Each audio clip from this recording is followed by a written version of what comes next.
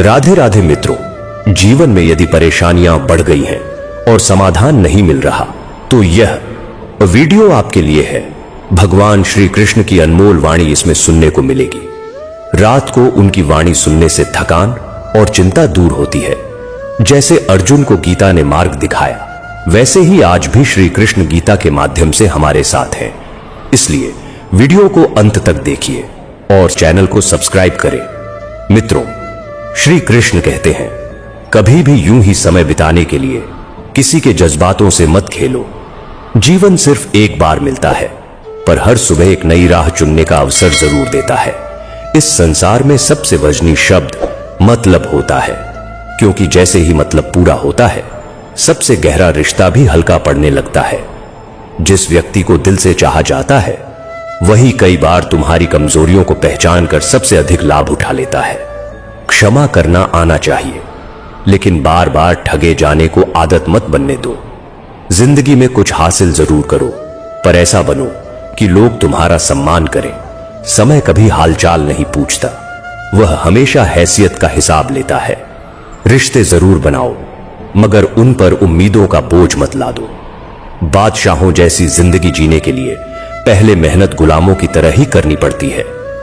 दूसरों को हराने की दौड़ में मत उलझो, क्योंकि असली विजय स्वयं पर नियंत्रण पाने में है। हुनर केवल योग्यता नहीं, बल्कि उस योग्यता को सही समय पर इस्तेमाल करने की समझ भी है।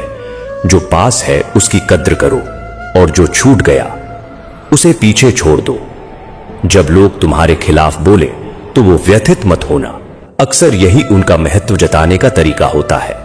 जीवन में वही सबसे आगे बढ़ता है जो सफर की धूल को रंग समझकर मुस्कुराता हुआ चलता रहता है। श्री कृष्ण कहते हैं, हर मनुष्य अपनी सोच और अपने कर्मों की ही परछाई होता है। जो अपनी शक्ति और ध्यान को सही दिशा देता है, वही भीतर से शांति और संतुलन महसूस करता है। दूसरों की जरूरत से अधिक चिंता करना अंत में केवल पीड़ा ही देता है। अपने आत्मसम्मान और स्वयं से प्रेम को सबसे ऊपर रखना ही वास्तविक सुख है। अत्यधिक भावनात्मक जुड़ाव कई बार खुद के लिए ही हानिकारक सिद्ध होता है।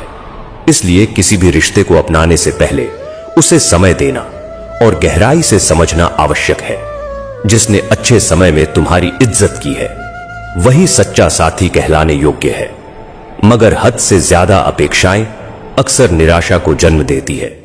इसलिए हर बात में संतुलन बनाए रखना जरूरी है। जीवन में भूलें सभी से होती है, लेकिन उन्हीं भूलों से सबसे मूल्यवान सीख मिलती है।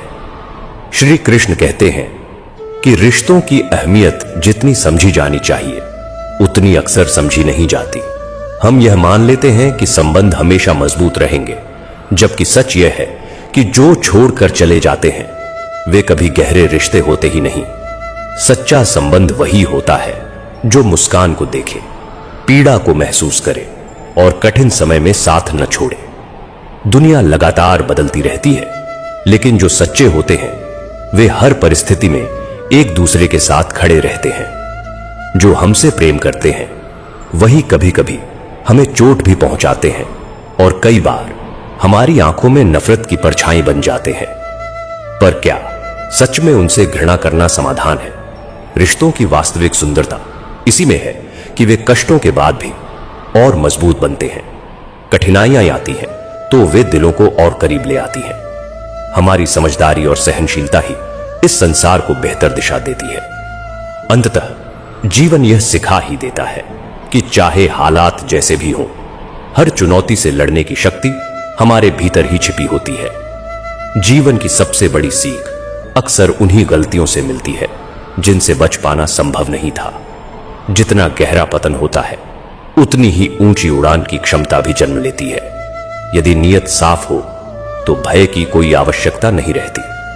परेशानियां आएंगी, लेकिन सत्य और ईमानदारी हमेशा सहारा बनते हैं। अनदेखा करने से रिश्ते नहीं सुलझते, और यदि संसार को बेहतर बनाना है तो हर समस्या में बैठकर संवाद करना सीखना होगा। अपने मन में यह विश्वास बनाए रखो कि हर कठिन दौर के बाद अंततः बेहतर परिणाम ही सामने आता है। जब कठिन परिस्थितियां चारों ओर से घेर लेती हैं, तब वही पल होता है जब इंसान को सबसे अधिक अपने लोगों के सहारे की आवश्यकता पड़ती है। संबंधों में भरोसा बनाए रखने से ही उन्हें जीवित रखा जा सकता है। कई बार यह संसार हमें हमारी पहचान को लेकर असमंजस में डाल देता है, लेकिन वास्तविक पहचान वही होती है जिसे व्यक्ति अपनी मेहनत और नियत से गढ़ता है। इस दुनिया में तब तक कोई आगे नहीं बढ़ सकता जब तक वह स्वयं को बदलने का साहस न करे। अपनी चूकों से सीख लो, उन्हें स्वीकार करना जानो और हर हाल में ईमानदारी को थामे रखो। यदि तुम सच्चाई के साथ खड़े रहोगे तो यही समाज तुम्हें सबसे अधिक सम्मान देगा। जीवन की राह पर चलते हुए हमेशा यह स्मरण रखो कि वही कार्य करो जो तुम्हारा मन चाहता है। लोगों की बातों से भयभीत मत हो, क्योंकि वे कुछ न कुछ कहते ही रहेंगे। स्वयं को निखारो, अपने मार्ग पर भरोसा रखो और अपने सपनों को वास्तविकता में बदलो। श्री कृष्ण कहते हैं कि जब तक हृदय में सच्चाई और ईमान बना रहता है तब तक रास्ते कभी अवरुद्ध नहीं होते। कोई भी ताकत तुम्हारी नाव को डुबो नहीं सकती, क्योंकि ईश्वर अपने भक्तों की सदैव रक्षा करता है। यह सत्य है कि समय और हालात निरंतर बदलते रहते हैं, पर जिनके भीतर परिश्रम और प्रेम बसता है वे कभी हारते नहीं। जीवन का सबसे कठिन संग्राम अपने मन पर विजय पाने का होता है। यदि मन को वश में कर लिया जाए तो संसार की हर बाधा सरल लगने लगती है। न्याय आने में देर भले हो, पर यह स्मरण रखो कि वह सही समय और सही ढंग से ही आता है। किसी व्यक्ति की असली पहचान उसकी अच्छाइयों में छिपी होती है। वह न तो दूसरों की घृणा से डरता है और न ही अपने मूल स्वभाव से समझौता करता है। संसार में हर उपलब्धि की चाबी कठिन परिश्रम और सच्चे इरादों में ही छिपी है। जब तुम अपने कार्य क्षेत्र में श्रेष्ठता प्राप्त कर लेते हो, तब सफलता स्वयं तुम्हारी ओर खींची चली आती है। सत्य का मार्ग हमेशा आसान नहीं होता, पर जो अपने सपनों के लिए संघर्ष करता है वही वास्तविक विजेता कहलाता है। रिश्तों की सच्ची सुंदरता एक दूसरे की कमजोरियों को अपनाने में होती है। यदि तुम पूर्णता की तलाश में निकलोगे तो उम्र भर अकेले ही रह जाओगे। कभी कभी पुरानी स्मृतियां भी किसी खजाने से कम नहीं होती। यदि उन्हें बेचा जा सकता तो शायद हम भी अमीरों में गिने जाते, लेकिन इन्हीं अनुभवों से जीवन का वास्तविक अर्थ समझ में आता है। हर नई शुरुआत के साथ थोड़ा भय जुड़ा होता है, पर याद रखना यही डर साहस को और मजबूत करता है। जीवन की परीक्षा विद्यालय की परीक्षा जैसी नहीं होती, क्योंकि यहां हर इंसान का प्रश्न पत्र अलग होता है। इसी कारण जीवन में नकल से सफलता संभव नहीं। हर व्यक्ति को अपने उत्तर स्वयं खोजने पड़ते हैं। किसी को अपनी पसंद बना लेना कठिन नहीं, पर किसी की पसंद बन जाना सचमुच बहुत बड़ी उपलब्धि है। यह तभी संभव है जब इंसान भीतर से सच्चा और सरल हो। बाहरी सहारों पर निर्भरता व्यक्ति को कमजोर बना देती है। आत्मनिर्भरता और एकांत के क्षण स्वयं को समझने और सशक्त बनाने में सहायता करते हैं। आज चाहे कितनी भी संपत्ति अर्जित कर ली जाए, आने वाले कल के बारे में सोचना भी उतना ही आवश्यक है। जीवन का सबसे बड़ा सत्य यही है कि एक दिन ऐसा आएगा जब केवल कर्म ही तुम्हारी ओर से बोलेंगे। दूसरों की सोच की चिंता छोड़ दो और अपनी पहचान अपने कर्मों से निर्मित करो। सच्चा सुकून उसी व्यक्ति को प्राप्त होता है जो अपनी चाहतों पर नियंत्रण रखता है, कम शब्दों में बात करता है और अपने हर कर्म में सच्चाई को अपनाए रखता है। जो व्यक्ति वास्तव में तुमसे प्रेम करता है वह कभी तुमसे अपेक्षाओं का बोझ नहीं डालेगा। समय हर किसी के लिए न्यायपूर्ण होता है। वही तुम्हें तुम्हारी सही दिशा और गलत कदमों का एहसास कराता है। पर यह भी याद रखना चाहिए कि वक्त के साथ तुम्हारी भूलें हंसी का विषय बन सकती है और कभी कभी हंसी ही सबसे बड़ी भूल का रूप ले लेती है। रिश्तों की बुनियाद भावनाओं पर होनी चाहिए, लेन देन पर नहीं। जो लोग बाहर से सरल और अच्छे दिखाई देते हैं, जरूरी नहीं कि भीतर से भी वैसे ही हो। प्रसन्न रहने का सबसे सरल उपाय यही है कि अपनी सारी अपेक्षाएं केवल ईश्वर से रखो, संसार से नहीं। यह मत भूलो कि जो किसी के लिए बुरा नहीं सोचता वही वास्तव में सच्चा मनुष्य होता है और वही अपने जीवन में वास्तविक शांति और आनंद का अनुभव कर पाता है।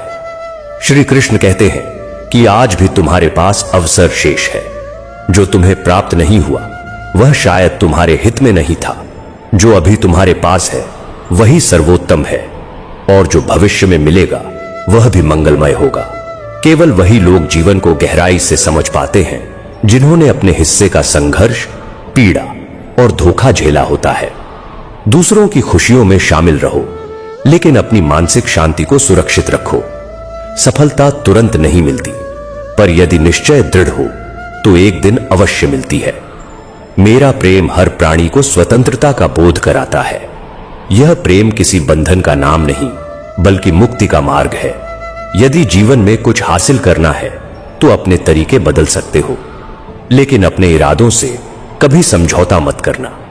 जितना बड़ा संघर्ष होगा, विजय उतनी ही भव्य होगी। जब तुम सत्य का साथ दोगे तो बहुत लोग तुम्हें गलत समझेंगे, पर हमेशा अहंकार से दूर रहना। जो कुछ भी तुम्हारे पास है वह ईश्वर की कृपा है। एक दिन सब कुछ मिट्टी में मिल जाना है, इसलिए सरल और सहज बने रहो। तुम्हें हीरे की तरह तराशा गया है। जितना अधिक हिसाब होगा उतनी ही अधिक चमक उभरेगी। एक विवेकशील व्यक्ति कभी प्रतिशोध की भावना नहीं रखता, क्योंकि उसे भरोसा होता है कि ईश्वर सही समय पर हर किसी का लेखा जोखा करता है। जो चीजें स्वयं चलकर जीवन में आती हैं, उनमें एक अलग ही संतोष होता है। क्षमा मांगना यह सिद्ध नहीं करता कि कौन सही है और कौन गलत, बल्कि यह दर्शाता है कि तुम उस संबंध को खोना नहीं चाहते। गिर जाना आसान है, किसी को गिरा देना उससे भी आसान, लेकिन किसी का हाथ थामकर उसे आगे बढ़ाना सबसे कठिन कार्य है। याद रखो, जो बीत गया वह अच्छा था, जो वर्तमान में है वह उससे बेहतर है, और जो आने वाला है वह सर्वश्रेष्ठ होगा। जब पानी गंदला हो जाए तो उसे हिलाना नहीं चाहिए। शांत रहने देने से मैल स्वयं नीचे बैठ जाता है। जीवन में भी कठिन समय आने पर शांति रखकर ही सही निर्णय लिया जाना चाहिए। हे अर्जुन, तुम उन बातों के लिए शोक कर रहे हो जो शोक के योग्य नहीं है। यह जीवन एक दुर्लभ अवसर है जहां तुम हर संभव उपलब्धि प्राप्त कर सकते हो। हमारी सारी कोशिशें जहां समाप्त होती हैं, वहीं से ईश्वर का कार्य आरंभ होता है। जो लोग दूसरों के साथ अन्याय करते हैं, उन्हें यह समझना चाहिए कि हर कर्म का फल निश्चित होता है। कोई भी रिश्ता केवल हमारी इच्छा से नहीं बनता, यह ऊपर वाले की योजना होती है। इसी प्रकार जीवन में की गई हर भलाई किसी न किसी रूप में लाभ अवश्य देती है, चाहे वह तुरंत दिखाई न दे। ईश्वर हमारे हर कर्म, हमारी हर नियत और हर प्रयास को देखता है और उसी के अनुसार हमें परिणाम प्रदान करता है। मित्रों, क्या आपने कभी किसी वृद्ध इंसान को किसी देवालय की सीढ़ियों पर बैठकर सिसकते हुए देखा है, या कभी किसी बूढ़ी मां को घर के आंगन के एक सिरे में खामोशी से अपनी पलकों से आंसू पोंछते हुए महसूस किया है, जब उसका ही बेटा उसे अनदेखा कर आगे निकल जाता है? संभव है आपने यह दृश्य देखा हो, या शायद नहीं, क्योंकि आज के समय में हम सभी अपने अपने मोबाइल की दुनिया में इतने डूब चुके हैं कि घर में बैठे बुजुर्गों की कराहती सांसों की गूंज भी हमारे कानों तक नहीं पहुंचती।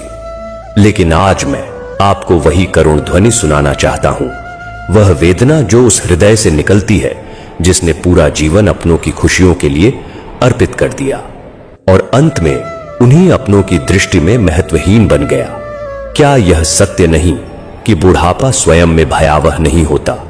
भयावह बनती है उपेक्षा, वह अनदेखी, वह तिरस्कार और वह सूना अकेलापन, जब जीवित रहते हुए भी व्यक्ति किसी के लिए आवश्यक नहीं रह जाता। दर्शक साथियों, आज के युग में जैसे ही इंसान युवा होता है, धन कमाने की चिंता उसे घेर लेती है, और जैसे ही उम्र ढलने लगती है, तिरस्कार का भय उसे सताने लगता है। आखिर ऐसा क्यों होता है? क्योंकि हमने जीवन तो जिया, लेकिन समझ के साथ नहीं। हमने हर किसी के लिए त्याग किया, हर रिश्ते को प्राथमिकता दी, पर स्वयं के भविष्य के लिए कुछ भी संजोकर नहीं रखा। और जब जीवन की संध्या आती है, तब वही संबंध जिनके लिए हमने अपने अरमानों को त्याग दिया था, वही रिश्ते हमें एकाकी छोड़ देते हैं।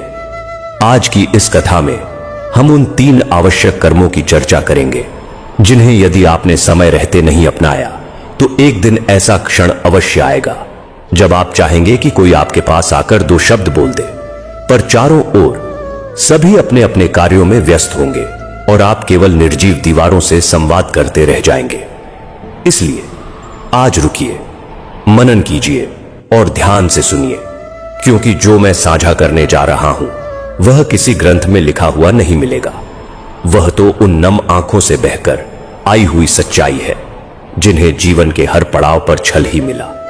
यदि आप यह चाहते हैं कि आपका वृद्धावस्था का जीवन भी आदर और सम्मान से परिपूर्ण हो, कि आपकी संतान आपको सिर आंखों पर बिठाए, तो प्रतिदिन प्रातःकाल उठते ही यह 3 कर्म अवश्य अपनाने चाहिए। आइए जानते हैं वे 3 जीवन संरक्षक सिद्धांत जो आपको बुढ़ापे में तन्हाई नहीं बल्कि सम्मान का आशीर्वाद देंगे। किंतु आगे बढ़ने से पूर्व मेरा समस्त भाइयों, माताओं, बहनों तथा समस्त राम भक्तों से विनम्र अनुरोध है कि इस कथा को पूर्ण श्रद्धा और भक्ति भाव के साथ अवश्य श्रवण करें। मित्रों, यह कथा अत्यंत प्राचीन काल की है, उस समय की जब पृथ्वी पर धर्म की प्रतिष्ठा और न्याय की प्रतिध्वनि चारों ओर सुनाई देती थी। उस युग में एक धर्मपरायण राजा का शासन अत्यंत विस्तृत और समृद्ध था। चारों दिशाओं में सुख, शांति और समृद्धि का वास था और उस राजा की न्यायप्रियता की ख्याति दूर दूर तक फैली हुई थी। उस काल में यह परंपरा प्रचलित थी कि राजा अनेक विवाह करते थे और अपनी सभी रानियों को अपने महल में सम्मान पूर्वक स्थान प्रदान करते थे। उसी मर्यादा का पालन करते हुए उस राजा ने भी अनेक विवाह किए, किंतु उसकी कोई संतान नहीं थी। केवल एक ही पुत्र था जिसे उसने अत्यंत प्रेम, स्नेह और लाड़ दुलार के साथ पाला पोसा। वह बालक आयु में भले ही छोटा था, परंतु उसका स्वरूप तेजस्वी, मन शांत और हृदय अत्यंत कोमल था। राजा अब वृद्धावस्था की ओर बढ़ चुका था और वह चाहता था कि उसका पुत्र ही आगे चलकर राज्य का दायित्व संभाले। किंतु उससे पूर्व उसने राजकुमार के विवाह का निर्णय लिया। जब राजकुमार का विवाह संपन्न हुआ तब उसकी आयु मात्र 12 वर्ष की थी और समय के साथ एक के बाद एक उसके साथ विवाह कर दिए गए। फिर एक दिन राजा ने यह निश्चय किया कि अब समय आ गया है कि वह अपने पुत्र को राज्य का उत्तराधिकारी घोषित करे, और उसी दिन उसने अपने उस किशोर पुत्र को प्रजा के समक्ष राजा घोषित कर दिया। अब वह नवयुवक राजा एक ओर राज्य की जिम्मेदारियां निभा रहा था और दूसरी ओर गुरुकुल में जाकर विद्या अध्ययन भी कर रहा था। प्रतिदिन वह प्रातःकाल उठकर विधिपूर्वक गुरुकुल जाया करता था। एक दिन जब वह नियमानुसार गुरुकुल की ओर जा रहा था, तब मार्ग में उसकी भेंट एक पनिहारण स्त्री से हुई जो जल भरने आई थी। वह स्त्री अत्यंत सौम्य, शालीन और सुंदर थी। उसने विनम्र भाव से पूछा, महाराज, आप प्रतिदिन इस मार्ग से कहां जाते हैं? राजकुमार ने मधुर वाणी में उत्तर दिया कि मैं विद्या अर्जन के लिए गुरुकुल जाता हूं। पनिहारण मुस्कुराते हुए बोली, यह तो अत्यंत प्रशंसनीय है। क्या आप मुझे यह बता सकते हैं कि वहां आप कौन कौन से शास्त्र पढ़ते हैं? तब राजा ने श्रद्धा भाव से वह सब कुछ बताया जो उसके गुरु उसे सिखाते थे। इसके पश्चात वह स्त्री कुछ गंभीर होकर बोली, महाराज, क्या आपने त्रेया चरित्र का अध्ययन किया है? यह सुनकर राजा कुछ विस्मित हुआ और बोला, नहीं देवी, मैंने तो इसका नाम भी कभी नहीं सुना। यह किस प्रकार का शास्त्र है? तब उस स्त्री ने हल्की मुस्कान के साथ कहा, हे राजन, फिर आपके समस्त अध्ययन का क्या लाभ, जब आपने स्त्री स्वभाव को समझने वाले इस ग्रंथ का अध्ययन ही नहीं किया। राजकुमार और अधिक चकित हुआ और उसके मन में जिज्ञासा जागृत हुई। वह स्त्री आगे बोली, आप त्रिया चरित्र अवश्य पढ़िए, यह जीवन के लिए अत्यंत आवश्यक है। तब राजकुमार ने विनम्रता से सिर झुकाकर कहा, कृपया आप मुझे यह भी बता दीजिए कि यह वास्तव में है क्या?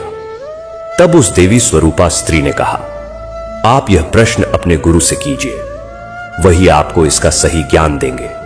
किंतु मैं इतना अवश्य कहूंगी कि जब तक यह ग्रंथ नहीं पढ़ोगे तब तक तुम्हारा ज्ञान अधूरा ही रहेगा। इतना कहकर वह स्त्री आगे बढ़ गई और राजकुमार के मन में विचारों का सागर उमड़ पड़ा। उसी क्षण राजकुमार ने मन ही मन प्रण किया, मैं अभी गुरुकुल जाकर अपने आचार्य से इस जिज्ञासा का समाधान अवश्य पूछूंगा। ऐसा निश्चय कर वह तत्काल गुरुकुल पहुंचा और विधिपूर्वक अपने गुरु के चरणों में साष्टांग दंडवत प्रणाम किया। किंतु उसके अंतर्मन में एक तीव्र वेदना उठ रही थी कि आखिर मेरे गुरु ने मुझे आज तक त्रिया चरित्र का ज्ञान क्यों नहीं दिया। उसके नेत्रों में क्रोध का भाव नहीं था, बल्कि जानने की तीव्र ज्वाला प्रज्वलित थी। उसका मुखमंडल तप रहा था, जैसे कोई तपस्वी किसी गूढ़ रहस्य को प्राप्त करने के लिए व्याकुल हो। उसे इस अवस्था में देखकर गुरुदेव का हृदय द्रवित हो उठा और उन्होंने करुणा से पूछा, वत्स, आज तुम्हारा मुख इस प्रकार क्यों दहक रहा है? तुम्हारी आंखों में यह तीक्ष्ण अग्नि क्यों प्रकट हो रही है?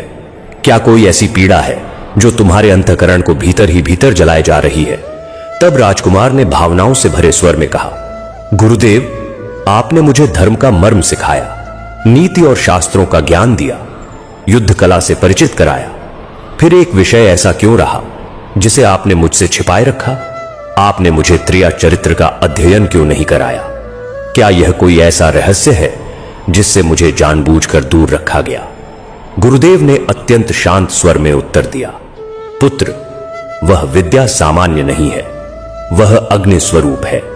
त्रिया चरित्र को पढ़ना और उसे समझ पाना बाल हृदय के लिए सरल नहीं होता। उसमें गहनता है, माया है और सत्य तथा छल का ऐसा संगम है जिसमें प्रविष्ट होने वाला स्वयं को भी विस्मृत कर सकता है। तब राजा ने विनय पूर्वक आग्रह करते हुए कहा, गुरुदेव, मैं कोई साधारण विद्यार्थी नहीं हूं, मैं एक राज्य का भावी उत्तराधिकारी हूं। मुझे संसार के प्रत्येक स्वरूप का ज्ञान होना आवश्यक है। आप चिंता न करें, मैं स्वयं को संभाल लूंगा। आप केवल मुझे यह विद्या प्रदान करें। यह सुनकर गुरु कुछ क्षण मौन रहे, फिर गंभीर स्वर में बोले, हे राजकुमार, जब तुमने दृढ़ संकल्प कर लिया है तो मैं तुम्हें रोक नहीं सकता, किंतु यह स्मरण रहे कि जब तक यह विद्या पूर्ण न हो जाए तब तक तुम्हें इसी गुरुकुल में रहना होगा। क्या तुम इस नियम को स्वीकार करते हो?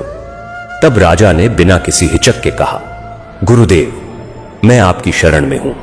जब तक यह ज्ञान पूर्ण नहीं हो जाता मैं यहीं निवास करूंगा। इसके पश्चात गुरु ने उसे त्रिया चरित्र की विद्या प्रदान करनी आरंभ की। दिन बीतते गए, ऋतुएं बदलती रहीं और पूरे 1 वर्ष तक वह राजा उस ज्ञान की गहराइयों में डूबा रहा। प्रत्येक श्लोक, प्रत्येक कथा और प्रत्येक संकेत को वह पूर्ण एकाग्रता से आत्मसात करता रहा। जब 1 वर्ष की अवधि पूर्ण हुई तो एक दिन गुरुदेव ने स्नेहपूर्वक कहा, वत्स, अब तुम्हारी साधना सफल हो चुकी है। अब तुम अपने राज्य लौट जाओ। प्रजा के प्रति तुम्हारा कर्तव्य तुम्हारी प्रतीक्षा कर रहा है। अब तुम्हें यहां लौटने की आवश्यकता नहीं है। राजा ने श्रद्धा से सिर झुकाकर आशीर्वाद लिया और प्रस्थान को उद्यत हुआ। तभी गुरुदेव ने उसे रोक लिया और कहा, पुत्र, जाते समय मैं तुम्हें एक अनमोल उपहार देना चाहता हूं, ऐसा वरदान जो जीवन के प्रत्येक कठिन क्षण में तुम्हारे सहायक बनेगा। वह राजकुमार जो अब ज्ञान और तप से परिपूर्ण राजा बन चुका था। गुरुदेव की यह बात सुनकर उसके मन में गहरा कौतूहल उत्पन्न हुआ और वह सोचने लगा कि ऐसा कौन सा उपहार है जो मेरे पास अभी तक नहीं है और जो मेरे जीवन में अत्यंत उपयोगी सिद्ध होगा। तभी गुरुदेव अपनी पावन कुटिया से बाहर आए और उनके हाथ में एक छोटा सा दिव्य गुटखा था। उन्होंने स्नेह से कहा, वत्स, आज मैं तुम्हें यह चमत्कारी गुटखा प्रदान कर रहा हूं। इसमें अद्भुत शक्ति है। जब तुम इसे अपने कानों में धारण करोगे तब कोई भी तुम्हें पहचान नहीं पाएगा, परंतु तुम सबको पहचान सकोगे। राजा ने हाथ जोड़कर कहा, गुरुदेव, जैसी आपकी आज्ञा। तब गुरुदेव बोले, पुत्र, इस गुटखे को लेकर आज रात्रि के 12 प्रहर अर्थात ठीक 12 बजे अपने राजमहल से बाहर निकलना। पूर्व दिशा में स्थित वन में जाकर इसे अपने कानों में लगाकर शांत भाव से एक स्थान पर खड़े रहना। वहां तुम्हें जो दृश्य दिखाई देगा वही तुम्हारी अगली परीक्षा होगी। राजा ने विनम्रता से प्रणाम कर कहा, गुरुदेव, मैं आपकी आज्ञा का पालन अवश्य करूंगा। इसके बाद वह दिव्य गुटखा लेकर अपने महल लौट आया। दिन में वह राज्य कार्यों में संलग्न रहा, न्याय करता रहा और प्रजा की सेवा करता रहा। संध्या ढलने के बाद जब रात्रि का प्रथम प्रहर बीत गया और सभी रानियां विश्राम को चली गई तो तो वह निःशब्द उठ खड़ा हुआ। उसने गुरुदेव का दिया हुआ गुटखा साथ लिया और राजमहल से बाहर निकल पड़ा। पूर्व दिशा की ओर बढ़ते हुए जब वह वन की नीरवता में पहुंचा तो ठीक अर्धरात्रि के समय उसने उस गुटखे को अपने कानों में लगा लिया और एक वृक्ष की छाया में स्थिर खड़ा हो गया। कुछ ही क्षणों में उसने दूर से उसी पनिहारण स्त्री को आते देखा जो कभी मार्ग में मिली थी और जिसने उसे त्रिया चरित्र पढ़ने की प्रेरणा दी थी। उस रहस्यमय रात्रि में वह एक थाली लिए गहन वन की ओर बढ़ रही थी। राजा ने तुरंत उसे पहचान लिया कि यह वही स्त्री है, किंतु वह उसे नहीं पहचान सकी क्योंकि गुटखे का प्रभाव कार्य कर रहा था। तब राजा मन ही मन सोचने लगा कि यह स्त्री इतनी रात में अकेली इस वन में क्यों जा रही है, यह थाली किसके लिए है और इतनी उतावली क्यों है? क्या इसके पीछे कोई ऐसा रहस्य है जिससे मैं अब तक अनभिज हूं? यह सोचते हुए वह राजा अत्यंत संयम और सावधानी के साथ स्वयं को छिपाता हुआ उसके पीछे पीछे बढ़ने लगा। जिस दिशा में वह पनिहारण जा रही थी वहां कुछ दूरी पर एक कुटिया स्थित थी जो देखने में एक साधु का आश्रम प्रतीत होती थी, पर वास्तव में वहां निवास करने वाला व्यक्ति कोई साधु नहीं बल्कि एक मायावी तांत्रिक और छलपूर्ण जादूगर था, जिसके पास एक रहस्यमयी पोटली थी जिसमें विचित्र और भयावह शक्तियां समाई हुई थीं। राजा बिना कोई आहट किए उस कुटिया के समीप पहुंचा और एक घने वृक्ष की आड़ में स्वयं को छिपा लिया। अब वह प्रत्येक दृश्य को देख रहा था, हर शब्द को सुन रहा था और प्रत्येक भाव को भीतर तक अनुभव कर रहा था। उसके मन में यह जानने की तीव्र उत्कंठा थी कि यह पनिहारण और यह तथाकथित साधु आगे क्या करने वाले हैं और कौन सा गूढ़ रहस्य अब प्रकट होने वाला है। तभी उस छद्म साधु ने कठोर और रूखे स्वर में कहा, अरे पनिहारण, आने में इतनी देर क्यों कर दी? कहां उलझ गई थी? हम तो कब से तेरी प्रतीक्षा कर रहे थे। यह सुनकर पनिहारण ने दोनों हाथ जोड़कर अत्यंत दीन भाव से उत्तर दिया कि महाराज, हमारा विवाह हो चुका है और हमारे पति आज हमें लेने आए थे। कल वे हमें अपने साथ ले जाएंगे। उनकी सेवा करते करते और उन्हें सुलाने में समय लग गया, इसलिए यहां आने में देर हो गई। यह सुनते ही उस तांत्रिक के मन में वासना और विकार जाग उठा और उसने कठोरता से कहा, तो अब तू अपने पति के साथ जाना चाहती है, फिर यहां मेरे पास क्यों आई है? लौट जा उसी के पास। अब मुझसे संबंध रखने का तुझे कोई अधिकार नहीं। यह सुनते ही पनिहारण भयभीत हो गई और आंखों में आंसू भरकर कहने लगी कि महाराज, मैं आपके बिना नहीं रह सकती, आप ही मेरे सर्वस्व हैं। उसकी यह बात सुनकर उस तांत्रिक ने अपनी कुटिल योजना को साकार करने का निश्चय कर लिया और गंभीर स्वर में बोला, यदि सच में मेरे बिना नहीं रह सकती तो तुझे एक कार्य करना होगा। पनिहारण ने व्याकुल होकर पूछा, आज्ञा दीजिए महाराज, आपके लिए मैं क्या नहीं कर सकती? तब उस तांत्रिक ने अपनी झोली से एक लंबा और चमकदार चाकू निकाला जो भय का वातावरण उत्पन्न कर रहा था और उसे थमाते हुए कहा, मेरे और तेरे बीच अब केवल एक बाधा है, तेरा पति। जा और उस बाधा को समाप्त कर दे, उसकी गर्दन काटकर मेरे पास ले आ, तभी मैं तुझे स्वीकार करूंगा और तभी तू मेरी पत्नी बन सकेगी। वह पनिहारण जिसने मोह के अंधकार में अपना विवेक और धर्म दोनों खो दिए थे, बिना कुछ सोचे उस चाकू को लेकर अपने घर की ओर दौड़ पड़ी। उस समय उसका पति गहरी नींद में था।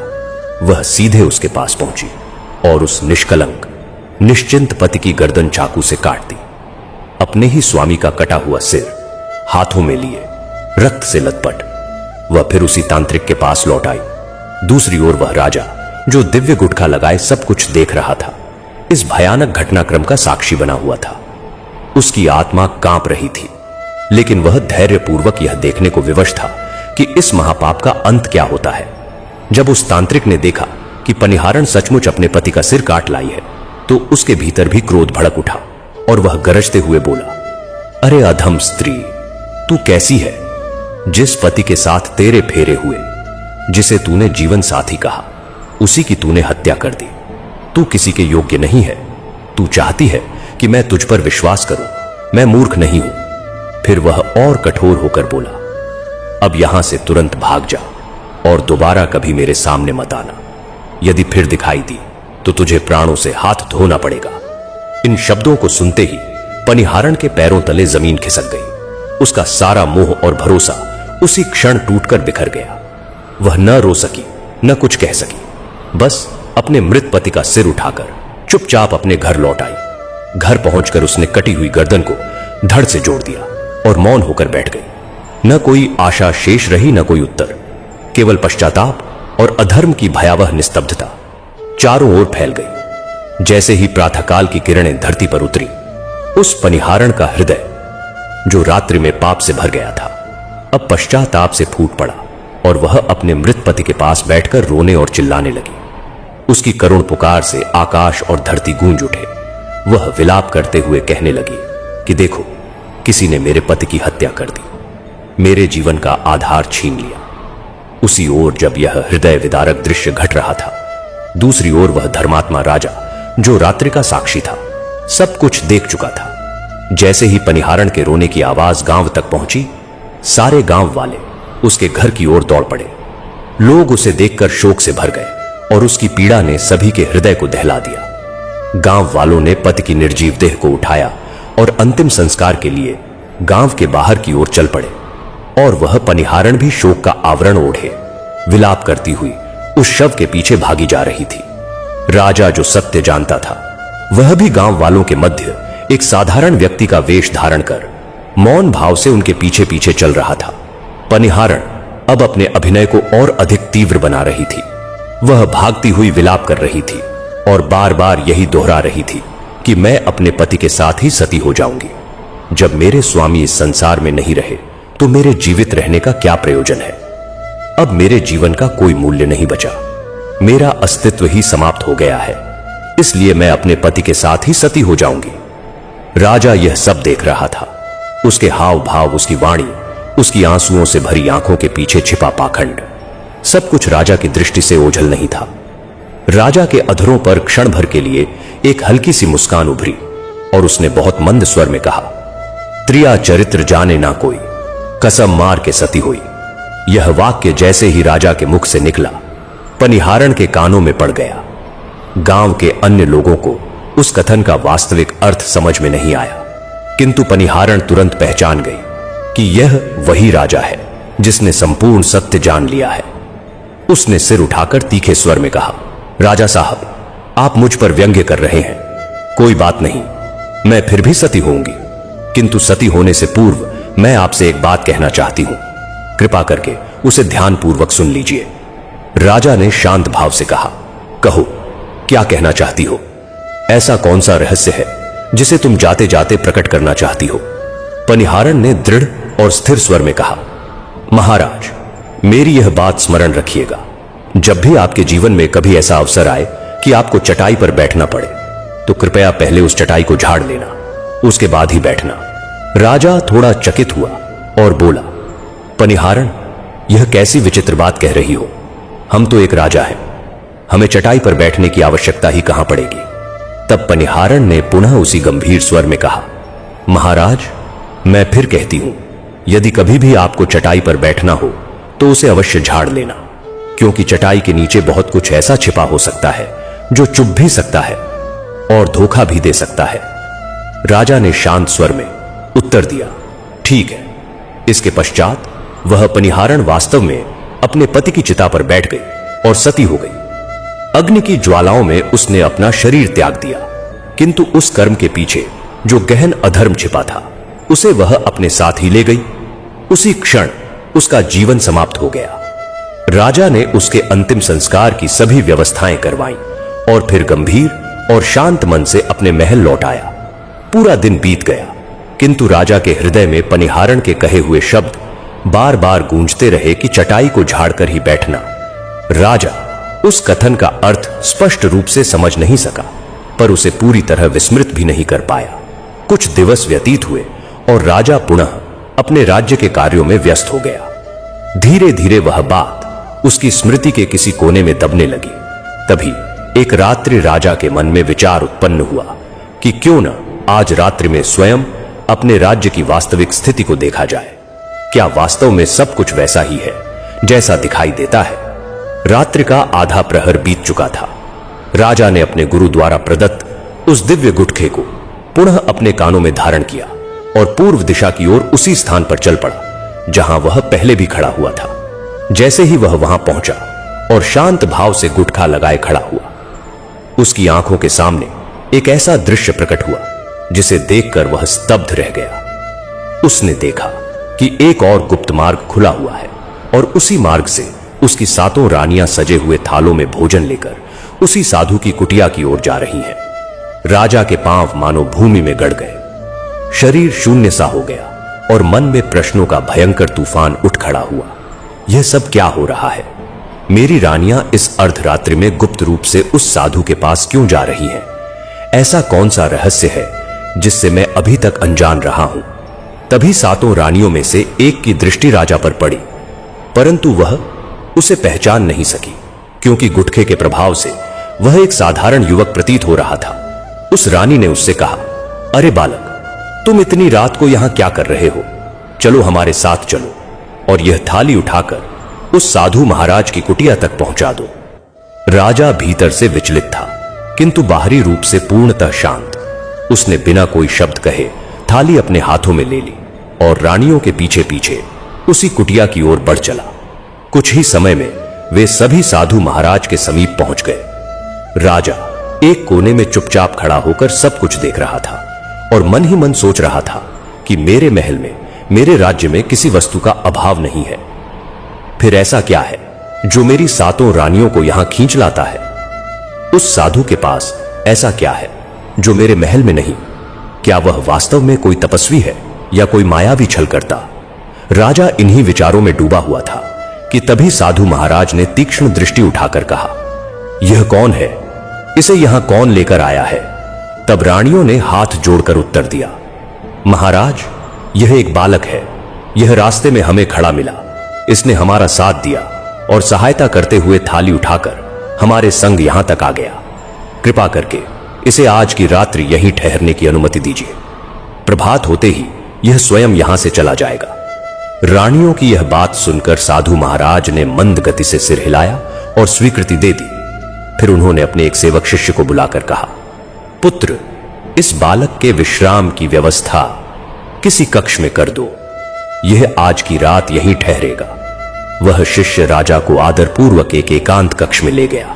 उस कक्ष में भूमि पर एक चटाई बिछी हुई थी। शिष्य ने संकेत करते हुए कहा, भाई, यही चटाई है। आज की रात्रि तुम्हें यहीं बितानी होगी और इसी पर विश्राम करना होगा। राजा ने सहज स्वर में कहा, ठीक है, मैं यहीं ठहरूंगा। इतना कहकर शिष्य वहां से चला गया और वह कक्ष पूर्णतः सूना हो गया। अब राजा वहां अकेला था। राजा ने मन में विचार किया कि अब यहां कोई नहीं है, इसलिए वह अपने वास्तविक स्वरूप में आ सकता है। यह सोचकर उसने धीरे से अपने कानों से वह दिव्य गुटखा निकाल दिया। जैसे ही उसकी दृष्टि उस चटाई पर पड़ी, उसे सहसा पनिहारण के अंतिम शब्द स्मरण हुआ है, राजा साहब जब भी चटाई पर बैठने की स्थिति आए तो पहले उसे झाड़ लेना। राजा ने मन ही मन कहा, अब तो वह क्षण आ ही गया है। सचमुच चटाई पर बैठना पड़ रहा है। क्यों ना उस स्त्री की बात को ही मान लिया जाए। संभव है कोई रहस्य छिपा हो। यह सोचकर राजा ने श्रद्धा भाव से चटाई को उठाया और जैसे ही उसने उसे झाड़ा, उसके पैरों तले मानो धरती खिसक गई। चटाई के नीचे एक गहरा और अंधकार से भरा हुआ कुआं था, अत्यंत भयावह और रहस्यमय। राजा ने जब उसमें झांक कर देखा तो भीतर अनेक मनुष्यों की आकृतियां दिखाई दी। वे कैदियों की भांति पड़े थे और उनके चेहरे पीड़ा और यातना से भरे हुए थे। यह दृश्य देखकर राजा का हृदय कांप उठा। तभी कुएं में फंसे व्यक्तियों में से एक ने राजा को पहचान लिया और धीमे स्वर में पुकारा, महाराज, आप यहां कैसे? कृपया शीघ्र यहां से चले जाइए। यह स्थान आपके लिए उचित नहीं है। राजा चौंका लेकिन संयम रखते हुए बोला, धीरे बोलो, किसी को आभास न हो कि मैं यहां हूं। यदि किसी ने सुन लिया तो सारा रहस्य उजागर हो जाएगा। कुएं में बंद उन लोगों ने करुण स्वर में कहा, महाराज, हम तो इस नरक में फंस चुके हैं। अब हमारे लिए कोई मार्ग नहीं बचा। आपसे विनती है कि आप यहां से तुरंत निकल जाइए। यह साधु कोई साधारण तपस्वी नहीं बल्कि एक मायावी राक्षस है। यह आपको भी इसी कुएं में डाल देगा जैसे हमें डाला है। राजा भय और विवेक के द्वंद्व में पड़ गया और उसने निश्चय किया कि अब एक पल भी यहां रुकना उचित नहीं। किंतु वह यह भूल चुका था कि उसने पुनः अपने कानों में गुटखा नहीं लगाया है। जैसे ही वह अपने प्राण बचाने के लिए वहां से भागा, उसी क्षण साधु और उसकी 7 रानियों की दृष्टि उस पर पड़ गई। राजा को देखते ही रानियां स्तब्ध रह गईं और कांपते स्वर में बोली, महाराज, यह तो हमारे स्वामी हैं। अब सारा भेद खुल गया, सब कुछ प्रकट हो गया और यह हमें देखकर भाग रहे हैं।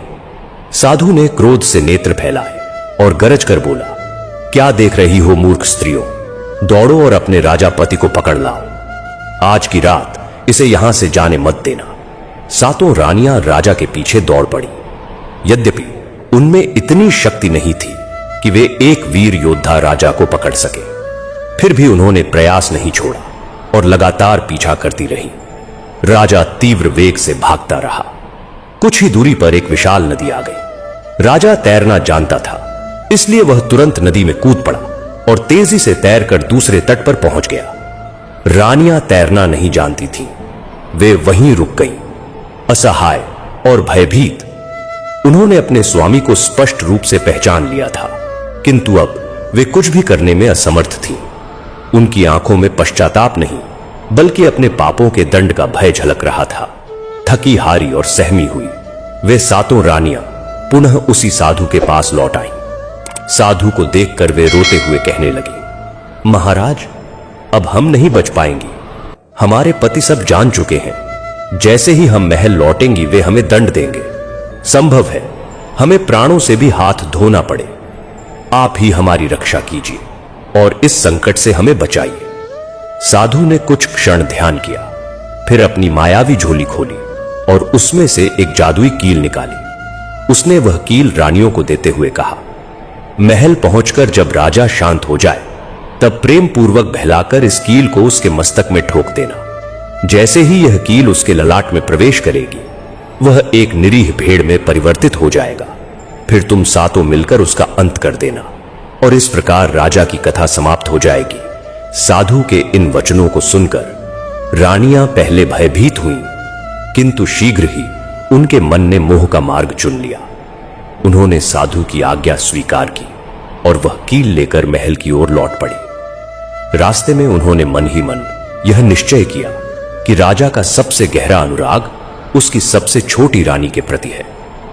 वही उसे सबसे अधिक प्रिय है, इसलिए यह भयानक दायित्व उसी से पूरा करवाया जाए। यही सोचकर उन्होंने वह जादुई कील छोटी रानी के हाथ में थमा दी और गंभीर स्वर में कहा कि यह कार्य सबसे कठिन है और इसे पूरा करने की जिम्मेदारी केवल तुम्हारी है। तुम्हें ही यह कील उनके मस्तक में प्रविष्ट करानी होगी। छोटी रानी भीतर ही भीतर भय से कांप रही थी, पर उसने स्वयं को संभालते हुए धीमी आवाज में उत्तर दिया कि जैसा आदेश है वैसा ही होगा।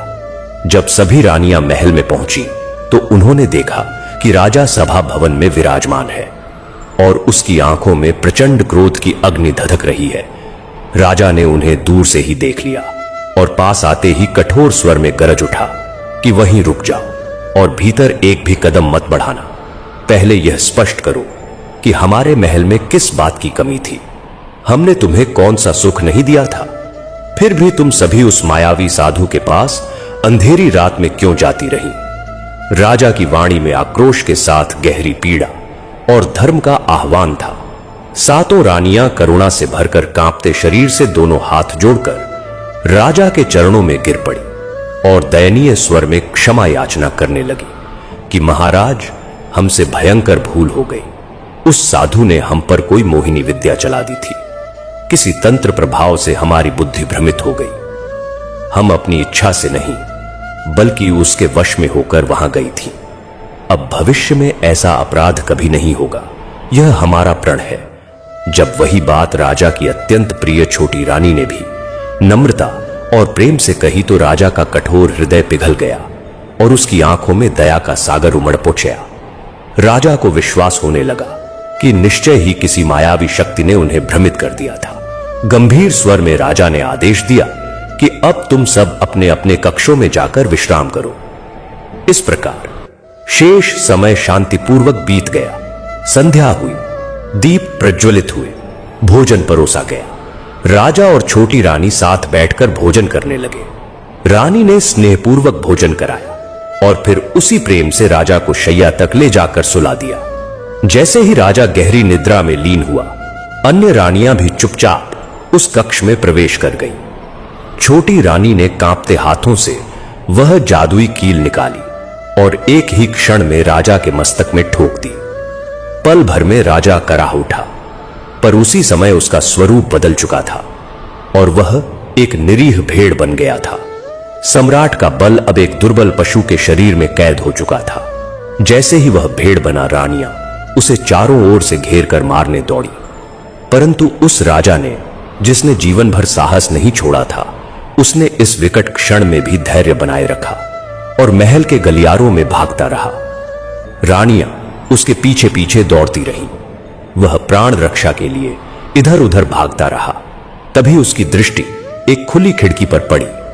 साहस जुटाकर उसने छलांग लगाई और वन की ओर भाग निकला। भय और थकान से कांपता हुआ वह सीधा अपने गुरुदेव की शरण में पहुंचा और रोते स्वर में रक्षा की गुहार लगाई। गुरुदेव ने शांत दृष्टि से देखकर कहा कि मैंने पहले ही चेताया था कि त्रिया चरित्र का ज्ञान संकट लाता है, पर तुमने आग्रह किया और अब उसका परिणाम सामने है।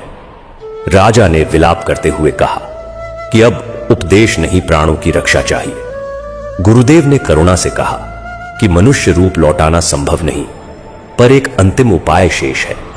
यदि स्वीकार करो तो तोते का रूप देकर तुम्हें राजा सुखवाल के राज्य भेजा जा सकता है, जहां उस साधु की माया निष्फल है। राजा ने श्रद्धा से स्वीकार किया। गुरुदेव ने तपोबल से उसे सुंदर तोते में परिवर्तित कर दिया। पंख फैलाकर वह उड़ चला और सुखवाल के राज्य में पहुंचकर अन्य तोतों के बीच बैठ गया। इधर सातों रानियां भय और पाप से ग्रस्त नगर भर में राजा को खोजती रहीं, पर जब कहीं पता नहीं चला, तब उन्हें समझ आ गया कि राजा उनके हाथों से निकल गया है। तब वे फिर से उसी मायावी साधु की कुटिया की ओर लौट आईं। उनके मुख पर भय और बेचैनी स्पष्ट झलक रही थी। घबराई हुई रानियों ने हाथ जोड़कर कहा, महाराज, हमारे पति अचानक लुप्त हो गए हैं। अब केवल आप ही बताइए कि वे कहां छिपे हो सकते हैं और किस दिशा में पलायन कर गए हैं। साधु ने बिना कोई शब्द कहे अपनी रहस्यमयी पोटली खोली और आंखें मूंद कर ध्यानस्थ हो गया। कुछ ही पलों बाद उसने गंभीर स्वर में कहा कि अब वह मनुष्य नहीं रहा, वह तोते के रूप में परिवर्तित हो चुका है और इस समय राजा सुखवाल के राज्य की सीमा में पहुंच चुका है। यह सुनते ही सातों रानियों का हृदय भय और क्रोध से भर उठा। उन्होंने व्याकुल होकर पूछा, महाराज, अब आगे क्या किया जाए? कोई ऐसा उपाय बताइए जिससे वह हमारे हाथ आ सके। साधु ने पुनः कुछ समय तक ध्यान किया और फिर बोला कि तुम सब अपने महल लौट जाओ और पूरे राज्य में यह घोषणा करवा दो कि जो भी व्यक्ति जीवित तोता पकड़कर राजमहल में लाएगा, उसे पुरस्कार स्वरूप 5 स्वर्ण अशर्फियां प्रदान की जाएंगी। रानियों ने साधु की आज्ञा स्वीकार की और शीघ्र ही महल लौटकर वैसी ही घोषणा करवा दी। दरबारियों के माध्यम से ढिंढोरा पिटवाया गया कि सभी बहेलिए और पक्षी पकड़ने वाले ध्यान दें। जो भी एक तोता पकड़कर रानियों को सौंपेगा, उसे भारी इनाम मिलेगा। यह सुनते ही राज्य के कोने कोने से बहेलिए सक्रिय हो गए और तोते पकड़ने निकल पड़े। वे एक के बाद एक कई तोते पकड़कर लाते और बदले में स्वर्ण मुद्राएं लेकर लौट जाते। निर्दयी रानियां उन निरीह तोतों को एक एक कर मरवा देती। इसी प्रकार कई दिन बीत गए और राज्य में तोतों की संख्या घटती चली गई। रानियों की लालसा और साधु की कपटपूर्ण योजना में असंख्य निर्दोष पक्षियों का अंत हो चुका था। उधर वह राजा, जो अब तोते का रूप धारण कर चुका था, राजा सुखवाल के राज्य में एक विशाल वृक्ष पर पहुंचा। वहां उसने अपने मधुर और ज्ञानपूर्ण वचनों से सभी तोतों का मन मोह लिया। वह उन्हें धर्म, करुणा और सत्य जीवन का मार्ग समझाता। उसके शब्दों में ऐसी शक्ति थी कि सभी तोते उसकी ओर आकृष्ट हो गए। वे एक स्वर में कहने लगे कि यह तोता अत्यंत विवेकशील है और नेतृत्व के योग्य है। इस प्रकार सबने मिलकर उसे अपना तोता राजा स्वीकार कर लिया और वह राजा, जो अब एक पक्षी के शरीर में था, शांत और भक्तिपूर्ण जीवन जीने लगा। इधर जब रानियों के राज्य में तोते लगभग समाप्त हो गए तो बहेलिए अन्य राज्यों की ओर निकल पड़े। उन्हीं में से एक बहेलिया राजा सुखवाल के राज्य में आ पहुंचा। उसकी दृष्टि उसी वृक्ष पर पड़ी जहां अनेक तोते निवास करते थे। जैसे ही उसने वृक्ष को तोतों से भरा देखा, उसका मन लोभ से भर गया। उसने सोचा, यदि वह इन सबको पकड़ ले तो रानियों से अपार धन मिल सकता है। वह वृक्ष के समीप झाड़ियों में छिप गया और युक्ति सोचने लगा। वह वृक्ष ऐसा था जिससे स्वाभाविक रूप से गोंद निकलती थी। बहेलिये ने अपने औजार से तने पर गहरे घाव कर दिए, जिससे बहुत सी गोंद बहने लगी और पूरा वृक्ष उससे लथपथ हो गया। वह प्रसन्न होकर मन ही मन योजना बनाने लगा कि संध्या होते ही जब तोते लौटेंगे तो गोंद में फंस जाएंगे। संध्या समय सभी तोते दाना चुगकर उसी वृक्ष पर लौट आए और बैठते ही उनके पांव गोंद में चिपक गए।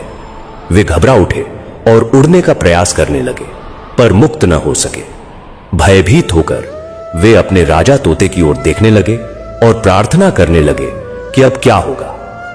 राजा तोते ने गंभीर और स्थिर स्वर में कहा कि भय मत करो, जब सुबह बहेलिया आए तो तुम सब अपनी गर्दन नीचे लटका देना और मृत समान दिखाई देना।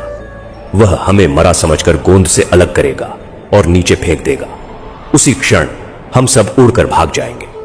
सभी तोतों को यह उपाय उचित प्रतीत हुआ और उन्होंने सहमति जताई। प्रातःकाल बहेलिया वृक्ष के पास आया और जब उसने सभी तोतों को निष्प्राण अवस्था में देखा तो उसका मन विचलित हो उठा। वह दुखी स्वर में बोला कि यह कैसा अनर्थ हो गया। मैंने तो इन्हें मार डाला, अब न इनाम मिलेगा न पुण्य। उसी क्षण उसके हृदय में करुणा जागी और उसने सोचा कि जब ये मर ही चुके हैं तो इन्हें गोंद से छुड़ाकर नीचे गिरा देना ही उचित होगा। यही सही रहेगा, कुछ पुण्य का काम ही कर लेते हैं। यह सोचकर वह बहेलिया पेड़ पर चढ़ गया और बहुत सावधानी के साथ एक एक करके सभी तोतों को गोंद से छुड़ाकर नीचे गिराने लगा। जैसे ही वे धरती पर गिरे, उन्होंने एक ही क्षण में अपने पंख फैलाए और आकाश की ओर उड़ चले, स्वतंत्रता की ओर, जीवन की रक्षा की ओर और ईश्वर की शरण की ओर। यह दृश्य देखकर बहेलिया हक्का बक्का रह गया और विस्मय से बोल उठा कि यह क्या हो गया। ये सब तो जीवित निकले, इन्होंने तो मुझे ही छल में डाल दिया। मैं तो इन्हें मृत समझ बैठा था, मेरे साथ तो भारी धोखा हो गया। तभी उसने देखा कि वृक्ष पर अब केवल एक ही तोता शेष बचा है और वह कोई साधारण पक्षी नहीं बल्कि वही राजा था जो अब भी गोंद में चिपका हुआ था। क्रोधित बहेलिये ने उसे पकड़ लिया और कठोर स्वर में कहा कि सारी चाल तो तेरी ही थी। अब मैं तुझे सीधे राजमहल ले जाऊंगा और रानियों को सौंप दूंगा। कम से कम तेरे बदले मुझे 5 स्वर्ण अशर्फियां तो मिल ही जाएंगी। यह कहकर वह उस तोते को पकड़कर राजमहल की दिशा में चल पड़ा। मार्ग में चलते हुए राजा तोते ने अत्यंत प्रेमपूर्वक पूछा कि भाई, तुम मुझे कहां ले जा रहे हो? बहेलिया बोला कि तुझे रानियों के पास राजमहल ले जा रहा हूं, वे तुझे खरीदेंगी और मुझे इनाम देंगी। राजा ने फिर सहज भाव से पूछा कि तुम मुझे कितने में बेचोगे? बहेलिया गर्व से बोला कि तेरे बदले मुझे 5 अशर्फियां मिलेंगी। तब राजा तोते ने शांत स्वर में कहा कि यदि मैं तुम्हें 5 नहीं बल्कि 5000 अशर्फियां दिलवा दूं तो क्या तुम मुझे रानियों को नहीं बेचोगे? यह सुनकर बहेलिया चौंक गया और बोला कि बेचूंगा तो अवश्य, पर तू मुझे 5000 अशर्फियां कैसे दिला सकता है? राजा तोते ने मंद मुस्कान के साथ कहा कि मेरी बात ध्यान से सुनो। यहां के राजा का नाम सुखवाल है और उनके राज्य में एक अत्यंत प्रसिद्ध बाजार लगता है। तुम मुझे वहीं ले चलो, मैं स्वयं अपना मूल्य निर्धारित करूंगा। तोते की इस अनोखी बात पर बहेलिया कुछ देर सोच में पड़ गया, फिर बोला कि ठीक है, जैसा तू कहता है वैसा ही करते हैं। इसके बाद वह बहेलिया उस तोते को लेकर राजमहल नहीं बल्कि सीधे राजा सुखवाल के दरबार और बाजार की ओर चल पड़ा। राजा सुखवाल के राज्य में एक अत्यंत सुंदर और धर्ममय परंपरा थी कि जब भी बाजार लगता तो दिन भर व्यापार होता, पर जैसे ही सूर्य अस्त होने लगता और बाजार समाप्ति की ओर आता, यदि किसी विक्रेता की कोई वस्तु शेष रह जाती तो स्वयं राजा सुखवाल उसे खरीद लेते। ताकि कोई भी व्यक्ति दुखी होकर खाली हाथ न लौटे। यही उनका राजधर्म था। उसी राज्य में बहेलिया जब राजा तोते को लेकर पहुंचा तो उसने उसे बाजार में बैठा दिया। लोग धीरे धीरे इकट्ठा होने लगे। कुछ उसे देखने आए और कुछ खरीदने की इच्छा से। सभी बहेलिये से पूछने लगे कि भाई इसे कितने में बेचोगे। तब बहेलिया मुस्कुराकर बोला कि इसका मूल्य तो यह स्वयं बताएगा, क्योंकि यह कोई साधारण तोता नहीं है। लोग आश्चर्यचकित हुए और फिर तोते से पूछने लगे कि बताओ तुम्हारा मूल्य क्या है। राजा तोते ने मधुर और गंभीर वाणी में कहा कि जो मुझे 5000 अशर्फियां देगा वही मुझे खरीद सकेगा। यह सुनते ही लोग चकित रह गए, क्योंकि एक तोते का इतना मूल्य किसी के लिए संभव नहीं था। पूरा दिन बीत गया, बाजार समाप्त हो गया और सभी लोग अपने अपने घर लौट गए, पर बहेलिया और तोता वहीं आशा और प्रतीक्षा में बैठे रहे। उधर राजा सुखवाल अपने राजभवन में थे। उन्होंने सेवकों से कहा कि जाकर देखो कहीं कोई विक्रेता बाजार में रह तो नहीं गया, कहीं कोई वस्तु बिना बिके तो नहीं रह गई। सेवक बाजार पहुंचे और देखा कि एक बहेलिया एक सुंदर तोते को लेकर अब भी बैठा है। उन्होंने उससे पूछा कि तुम्हारा तोता क्यों नहीं बिका, क्या इसका मूल्य बहुत अधिक रखा है। तभी राजा तोते ने स्वयं उत्तर दिया कि जो 5000 अशर्फियां देगा वही मुझे प्राप्त कर सकेगा। यह सुनकर सेवक आश्चर्य में पड़ गए और तुरंत राजा सुखवाल के पास लौटकर बोले कि महाराज, बाजार में एक विचित्र तोता है जो स्वयं अपना मूल्य बताता है और उसका मूल्य 5000 अशर्फियां है। इसी कारण कोई उसे खरीद नहीं पाया। राजा सुखवाल गंभीर हो गए और बोले कि यह हमारा कर्तव्य है। यदि आज वह बहेलिया निराश होकर लौट गया तो यह हमारे धर्म के विरुद्ध होगा। हम स्वयं जाकर उस तोते को देखेंगे। यह कहकर उन्होंने मंत्रियों को साथ लिया और रथ में सवार होकर बाजार की ओर प्रस्थान किया। वहां पहुंचकर उन्होंने बहेलिये को उसी स्थान पर बैठा हुआ पाया और राजा स्वयं उसके समीप गए तथा बड़े स्नेह से पूछा, भैया, इस तोते का क्या मूल्य है। यह प्रश्न करते हुए राजा ने बहेलिये की ओर देखा। तब बहेलिया दोनों हाथ जोड़कर आदर भाव से बोला, महाराज, इसका मूल्य तो यह तोता स्वयं ही बताता है। राजा ने जिज्ञासा भरी दृष्टि से उस तोते को निहारा और मंद मुस्कान के साथ कहा, तो हे सुंदर पक्षी, स्वयं बताओ तुम्हारा मूल्य क्या है। वह तोता, जो वास्तव में धर्म, विवेक और नीति से परिपूर्ण एक महान राजा था, अत्यंत शांत और स्थिर स्वर में बोला, महाराज, जो इस भाई को 500 अशर्फियां देगा वही मुझे प्राप्त कर सकेगा। राजा सुखवाल ने बिना एक पल भी गंवाए तुरंत अपने सेवकों को 500 स्वर्ण अशर्फियां लाने की आज्ञा दी। अशर्फियां लाई गई और उसी क्षण बहेलिये को ससम्मान सौंप दी गई। इसके पश्चात राजा स्वयं उस तोते को अत्यंत आदर और स्नेह के साथ राजमहल ले आए। अब वह तोता, जो भीतर से ज्ञान और अनुभव का भंडार था, प्रतिदिन राजा को उत्तम उपदेश देने लगा। वह उन्हें धर्म, नीति, विवेक और राजधर्म के सूक्ष्म रहस्यों से अवगत कराने लगा। कई अवसरों पर जब किसी संकट की संभावना होती तो वह पहले ही राजा को सावधान कर देता। राजा उसकी वाणी और बुद्धि से अत्यंत प्रभावित हुए और उसका विशेष ध्यान रखने लगे।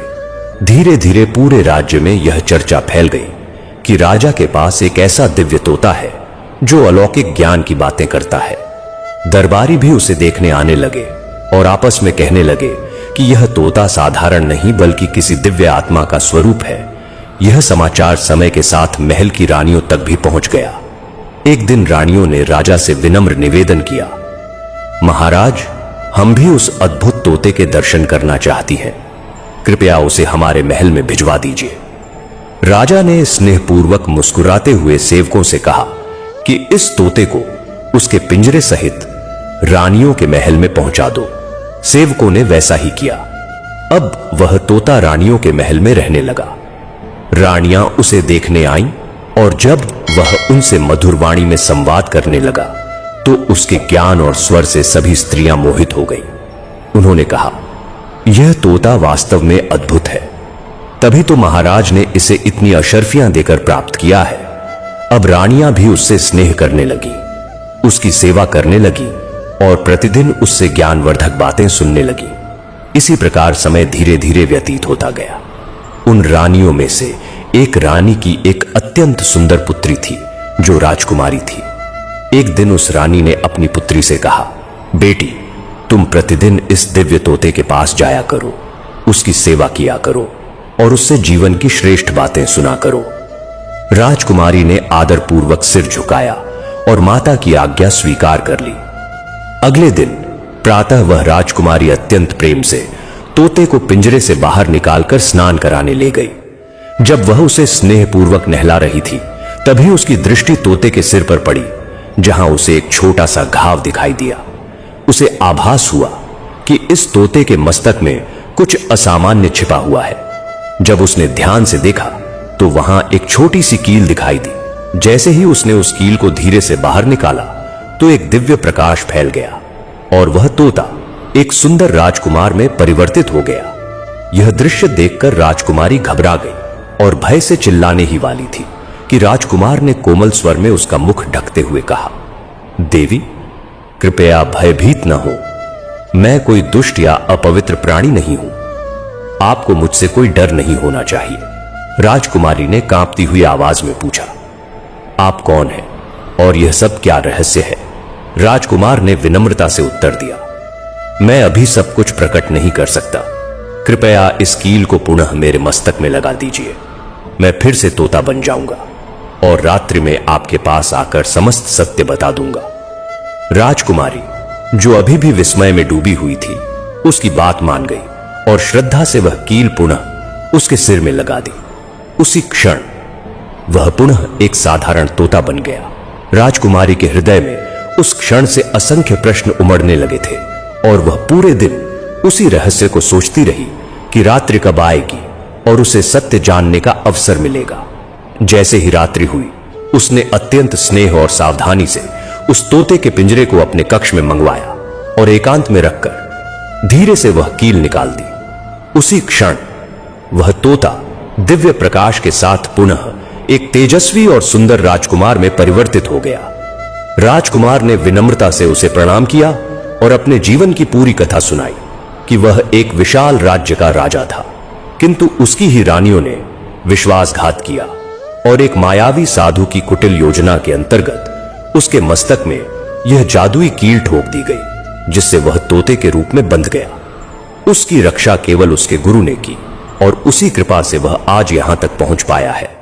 साथ ही उसने निवेदन किया कि यह रहस्य किसी से प्रकट न हो, अन्यथा उसका जीवन पुनः संकट में पड़ सकता है। राजकुमारी ने पूर्ण श्रद्धा और विश्वास के साथ उसे आश्वासन दिया कि यह रहस्य उन्हीं दोनों के बीच सुरक्षित रहेगा। इसके पश्चात ऐसा क्रम बन गया कि वह दिन में तोते के रूप में रहता और रात्रि में राजकुमारी के कक्ष में आकर पुनः मानव रूप धारण करता। दोनों रात्रि भर जीवन, प्रेम, धर्म, विश्वास और कर्तव्य की मधुर बातें करते और इसी प्रकार समय बीतता चला गया। धीरे धीरे राजकुमारी का हृदय पूर्ण रूप से उस राजकुमार को समर्पित हो गया और राजकुमार भी उसे अपने प्राणों से अधिक प्रिय मानने लगा। उधर दूसरी ओर वे सातों रानियां, जिन्होंने असंख्य निर्दोष तोतों को मरवाया था, अब भी अपने पति को न पाकर व्याकुल थीं। अंततः वे पुनः उसी मायावी साधु के पास पहुंची और बोली कि अब तक वह हमारे हाथ नहीं आया और हमें यह भी झात नहीं कि वह किस रूप में है। तब साधु ने कुछ समय मौन धारण किया और कहा कि अब केवल एक ही उपाय शेष है कि वे सभी नृत्य सीखें।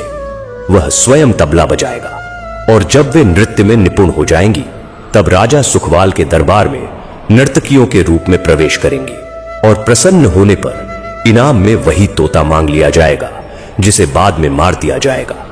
रानियों ने उसकी आज्ञा स्वीकार की और साधु ने प्रतिदिन उन्हें नृत्य और ताल की शिक्षा देनी आरंभ कर दी। 1 वर्ष की कठोर साधना के पश्चात वे नृत्य में पारंगत हो गई। साधु ने भेष बदलकर उन्हें नर्तकियों की तरह सजाया और सभी राजा सुखवाल के दरबार पहुंचे। वहां पहुंचकर उन्होंने नमन किया तो राजा ने उनके आगमन का कारण पूछा। उन्होंने विनम्रता से निवेदन किया कि वे नृत्य और गान प्रस्तुत करना चाहती हैं। कला प्रेमी राजा ने प्रसन्न होकर अनुमति दे दी। जैसे ही नृत्य और संगीत की स्वर लहरियां महल में गूंजी, वैसे ही वह दिव्य तोता सतर्क हो उठा और रानियों व साधु को पहचान कर उसका अंतर्मन कांप उठा। रात्रि में जब वह पुनः राजकुमार बना तो उसने यह सारा भय राजकुमारी को बता दिया और कहा कि अगले दिन राजा प्रसन्न होकर इनाम पूछेंगे तो ये लोग उसी को मांगेंगे और मार डालेंगे। तब राजकुमारी ने धैर्यपूर्वक समाधान का आश्वासन दिया और उसकी योजना को स्वीकार किया। अगली सुबह दरबार में नृत्य समाप्त होने पर राजा सुखवाल अत्यंत प्रसन्न हुए और बोले कि मैं तुम्हारी कला से आनंदित हुआ हूं, बोलो क्या वरदान चाहोगे। उसी पल साधु ने हाथ जोड़ते हुए विनती की, महाराज दया करके वह तोता हमें सौंप दीजिए जिसे आपने कुछ समय पूर्व क्रय किया है। राजा ने सहज भाव से कहा, ठीक है, और तुरंत मंत्री से बोले, जाओ राजकुमारी के कक्ष से वह पिंजरा और तोता ले आओ। मंत्री जब राजकुमारी के समीप पहुंचा तो उसने आदर से कहा, राजकुमारी यह पिंजरा दे दीजिए, राजा साहब ने मंगवाया है। राजकुमारी ने शांत किंतु अडिग स्वर में उत्तर दिया, मैं यह पिंजरा नहीं दूंगी, यदि मेरे पिता को ही चाहिए तो वे स्वयं आए। मंत्री लौटकर सारी बात राजा को बता देता है। तब राजा स्वयं राजकुमारी के कक्ष में पहुंचते हैं और कहते हैं, पुत्री हमारे साथ दरबार चलो। राजा, राजकुमारी और वह पिंजरा तीनों दरबार में आ जाते हैं। राजा बोले, बेटी अब यह पिंजरा मुझे दे दो, इसे मुझे उन कलाकारों को भेंट करना है। साधु वहीं खड़ा सब कुछ ध्यान से देख रहा था। राजकुमारी ने स्पष्ट कहा, पिताजी यह पिंजरा मैं नहीं दूंगी। राजा ने क्रोध में कहा, पुत्री यह कैसा व्यवहार है, मैं वचन दे चुका हूं, यह पिंजरा तो मुझे देना ही होगा। तब राजकुमारी का भी धैर्य टूट गया और उसने वह पिंजरा जोर से धरती पर पटक दिया। पिंजरा टूटते ही तोता छोटे छोटे सरसों के दानों में परिवर्तित हो गया जो चारों ओर फैल गए। यह दृश्य देखते ही साधु तुरंत कबूतर का रूप धारण कर दाने चुगने लगा और एक एक दाना निगल गया, पर एक दाना भूलवश नाली में गिरकर बह गया। वही दाना असल में वह राजा था। साधु ने ध्यान लगाया और समझ गया कि एक दाना शेष है, वही राजा का स्वरूप है और वह उसकी खोज में लग गया। तभी बचा हुआ दाना दिव्य प्रकाश के साथ बाज में बदल गया। उस बाज ने आकाश में उड़कर झपट्टा मारा और साधु रूपी कबूतर को पंजों में दबाकर भूमि पर गिरा दिया और उसी क्षण साधु का अंत हो गया। इसके बाद वह बाज फिर एक दिव्य तोता बना और राजकुमारी ने स्नेह से उसकी कील निकाल दी। वह पुनः राजकुमार के रूप में प्रकट हुआ। राजकुमार ने राजा सुखवाल के समक्ष समस्त सत्य उजागर किया और कहा, महाराज मैं भी एक राज्य का नरेश हूं। ये सातों नर्तकियां मेरी ही रानियां हैं जिन्होंने मेरे साथ छल किया और आपकी यह पुत्री मेरी रक्षक बनी है। अब मैं इसी से विवाह करना चाहता हूं। महारानी ने भी कहा, ऐसा सुशील, बुद्धिमान और धर्मपरायण वर हमारी बेटी के लिए और कौन हो सकता है। राजा ने पुत्री से पूछा, बेटी क्या तुम इसे पति रूप में स्वीकार करती हो। राजकुमारी मुस्कुराकर बोली, पिताजी मेरा प्रेम इसी से है और मैं इसे ही अपना जीवन साथी मानती हूं। राजा सुखवाल ने प्रसन्न होकर अपनी पुत्री का विवाह उस राजकुमार से कर दिया। राजकुमार अपनी नवविवाहिता रानी के साथ अपने राज्य लौट गया और सातों रानियों को बंदी गृह में डाल दिया। वह राजकुमार जिसने जीवन की कठिन परीक्षा पार की थी, अपनी धर्मपत्नी संग सुखमय जीवन बिताने लगा। दर्शक बंधुओं, अब विषय अत्यंत संवेदनशील है क्योंकि यह उस समय की तैयारी से जुड़ा है जब मनुष्य सबसे अधिक अकेला होता है। बुढ़ापा, जिसे लोग सम्मान का काल कहते हैं, यदि समय रहते सत्य न समझा जाए तो वही अवस्था सबसे अधिक पीड़ा देती है। इसलिए जानिए वे 3 कार्य जो हर व्यक्ति को प्रतिदिन प्रातः उठते ही करने चाहिए ताकि वृद्धावस्था में भीख नहीं बल्कि सम्मान मिले। पहला कार्य, स्वयं को अपना बनाओ। सुबह उठते ही सबसे पहले खुद से साक्षात्कार करो। दर्पण में अपनी आंखों में देखो और पूछो, क्या मैं स्वयं से संतुष्ट हूं। जो व्यक्ति प्रतिदिन खुद से रिश्ता नहीं जोड़ता, वह धीरे धीरे दूसरों की दृष्टि में स्वयं को खोजने लगता है और जब वे दृष्टियां बदलती हैं तो उसका आत्मसम्मान टूट जाता है। हर सुबह स्वयं को स्मरण कराओ, मुझे किसी पर निर्भर नहीं रहना, मैं ही अपने लिए सबसे बड़ा सहारा हूं। वही व्यक्ति बुढ़ापे में सुखी रहता है जो युवावस्था में अकेले चलने का अभ्यास कर लेता है। दूसरा कार्य, किसी से अपेक्षा मत रखो, केवल अपना कर्तव्य निभाओ। दूसरों से कुछ पाने की चाह न रखो। हर सुबह अपने बच्चों, परिवार और समाज के लिए प्रार्थना करो, पर यह प्रार्थना उनकी भलाई के लिए हो, इस आशा से नहीं कि वे कल तुम्हारे लिए कुछ करेंगे, क्योंकि जब अपेक्षाएं टूटती हैं तो केवल दिल नहीं, पूरा जीवन बिखर जाता है। बुढ़ापे में सबसे अधिक पीड़ा वह नहीं सहता जो निर्धन होता है, बल्कि वह जिसने पूरी उम्र दूसरों से उम्मीद लगाई और बदले में उपेक्षा पाई। तीसरा कार्य, सुबह का पहला कदम सेवा का रखो, शिकायत का नहीं। जब नेत्र खुले तो जीवन से शिकायत मत करो, नहीं कृतज्ञता बोलो, हे ईश्वर, आज एक और अवसर प्रदान किया कि सेवा का मार्ग चुन सकूं, मधुर वचन कह सकूं, क्योंकि जो व्यक्ति वृद्धावस्था में भी मुस्कान संभाले रखता है वही वास्तव में वंदनीय बनता है। अन्यथा केवल वर्षों का बढ़ जाना कभी भी आदर का आधार नहीं बनता। जो मनुष्य प्रातः जागते ही शिकायतों की गिनती शुरू करता है वह अनजाने में लोगों की दृष्टि में अपनी गरिमा खो देता है। सेवा की भावना, नम्र स्वभाव और आभार की चेतना, यही वे 3 सूत्र हैं जो जीवन के अंतिम पड़ाव को अनमोल बना देते हैं। इसलिए हे दर्शक बंधुओं, यदि यह इच्छा है कि बुढ़ापा भी प्रसन्नता से भरा रहे तो सुबह जागते ही इन 3 कार्यों को अपने स्वभाव में ढाल लो। स्वयं से संबंध बनाओ, अपेक्षाओं को त्यागो और सेवा भाव के साथ दिन का आरंभ करो। अन्यथा एक समय ऐसा भी आ सकता है जब घर में लोग तो होंगे पर किसी के पास तुम्हारे आंसू पहुंचने का अवसर नहीं होगा। तो दर्शक बंधुओं, ये थे वे 3 बहुमूल्य कर्म जिन्हें यदि प्रतिदिन सुबह उठते ही अपना लिया जाए तो विश्वास मानिए, बुढ़ापा कभी बोझ नहीं बनेगा, बल्कि वही अवस्था ऐसी बनेगी जहां लोग सम्मान से चरण स्पर्श करने आएंगे, जहां नेत्रों में पीड़ा नहीं बल्कि आशीर्वाद की उजास होगी। स्मरण रखिए, बुढ़ापा तभी भार लगता है जब मनुष्य स्वयं को दूसरों के सहारे छोड़ देता है, किंतु जो व्यक्ति हर सुबह आत्मनिर्भरता, कृतज्ञ भाव और सेवा की साधना करता है, उसके चेहरे की झुर्रियां भी सम्मान की कथा कहती है।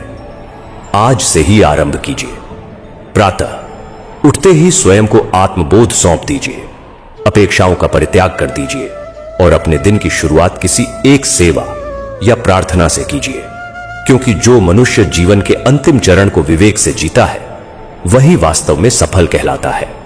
यदि यह विचार आपके हृदय को स्पर्श कर गया हो तो कृपया इस संदेश को अपने माता पिता, मित्रों और हर उस व्यक्ति तक पहुंचाइए जो आज युवा है, क्योंकि एक दिन हम सभी को इस मोड़ से गुजरना पड़ता है।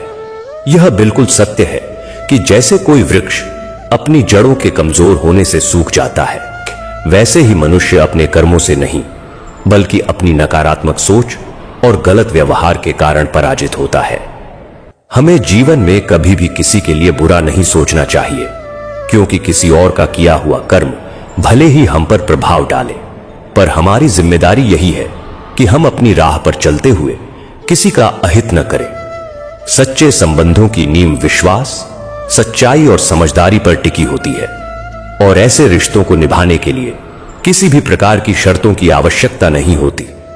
जिस प्रकार हम घड़ी के एक एक क्षण का मूल्य समझते हैं, उसी तरह जीवन के हर पल की अहमियत समझना भी जरूरी है। तुम्हारे किए गए कर्म ही तुम्हारे भाग्य की दिशा तय करते हैं, इसलिए जब तुम धोखा खाने के बाद भी अपने कार्यों में ईमानदारी बनाए रखते हो तो अंत में विजय तुम्हारी ही होती है। जीवन में अपनी परेशानियों का रोना रोने के बजाय उनसे मिलने वाली सीख को समझो।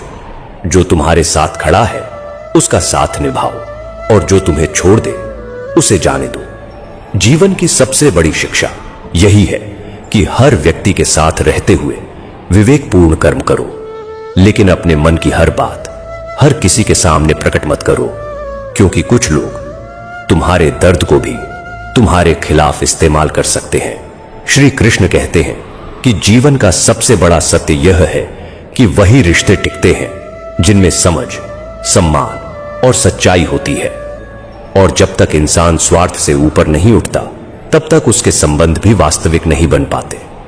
हर मनुष्य का जीवन अलग अलग राहों पर चलता है, लेकिन जो सच में अपने होते हैं वे कठिन से कठिन समय में भी साथ नहीं छोड़ते। चाहे समस्याएं कितनी भी बड़ी क्यों न हो, रिश्ते समय की कसौटी पर तभी टूटते हैं जब उनमें भरोसे और सच्चाई की कमी आ जाती है। जब लोग स्वार्थ के कारण स्वयं को श्रेष्ठ समझने लगते हैं, तब वही संबंध धीरे धीरे बिखरने लगते हैं। यह बात हमेशा याद रखो कि तुम दूसरों के साथ जैसा व्यवहार करते हो वही तुम्हारी आंतरिक शक्ति और संस्कारों की पहचान होता है। यदि तुम अपने ही लोगों से सम्मान और प्रेम से बात नहीं करते तो समझ लो कि तुम जीवन की सबसे बड़ी भूल कर रहे हो। मनुष्य के जीवन का सबसे कठिन क्षण वही होता है जब उसे यह एहसास होता है कि जिन्हें वह सबसे अधिक महत्व देता था उन्हीं की नजरों में उसका कोई मूल्य नहीं रहा। यही वह समय होता है जब भरोसा टूटता है और हृदय में एक अजीब सा खालीपन भर जाता है। लेकिन यही वह घड़ी भी होती है जब आत्मविश्वास और साहस की सबसे अधिक आवश्यकता होती है। जीवन में कभी यह मत सोचो कि तुम अकेले नहीं चल सकते, क्योंकि अकेले चलने का साहस ही वह शक्ति है जो हर कठिनाई से बाहर निकलने का मार्ग दिखाती है। हमेशा यह विश्वास रखो कि जो चीज तुम खोते हो वह तुम्हें किसी बेहतर रूप में वापस मिलती है, क्योंकि यह संसार कभी स्थिर नहीं रहता और हर बदलाव अपने साथ कुछ नया लेकर आता है। सबसे बड़ी समझ यही है कि जब तुम्हें यह महसूस हो कि तुम बिल्कुल अकेले हो, तब जान लेना कि ईश्वर तुम्हारे साथ है और वही शक्ति तुम्हें कभी टूटने नहीं देती। हम सभी के भीतर वह दिव्य ऊर्जा मौजूद है जो हमें सही दिशा दिखाती है। बस आवश्यकता है उस पर भरोसा करने की। यदि इस संसार में हर कार्य केवल मनुष्य द्वारा ही संभव होता तो मेरा अस्तित्व ही अर्थहीन होता, क्योंकि जहां तुम्हारे प्रयास समाप्त होते हैं वहीं से मेरा अर्थात ईश्वर का कार्य आरंभ होता है। हमेशा लोगों की भावनाओं को समझने का प्रयास करो, क्योंकि कई बार आंसू खुशी का संकेत होते हैं और मुस्कान के पीछे गहरा दर्द छिपा होता है। किसी को केवल उसकी बाहरी छवि से आंकना और उसके भीतर छिपे दर्द को न समझना सबसे बड़ी भूल है। श्री कृष्ण कहते हैं कि ऐसे बनो कि लोग तुम्हारे आने की प्रतीक्षा करें, तुम्हारे जाने की नहीं, क्योंकि अक्सर लोग हमें उतना ही अपनाते हैं जितनी उन्हें हमारी आवश्यकता होती है। यही जीवन का कठोर सत्य है कि अधिकांश लोग तभी तक साथ रहते हैं जब तक उनका कोई स्वार्थ जुड़ा होता है, लेकिन वास्तविक रिश्ता वही होता है जो बिना किसी अपेक्षा के निभाया जाता है।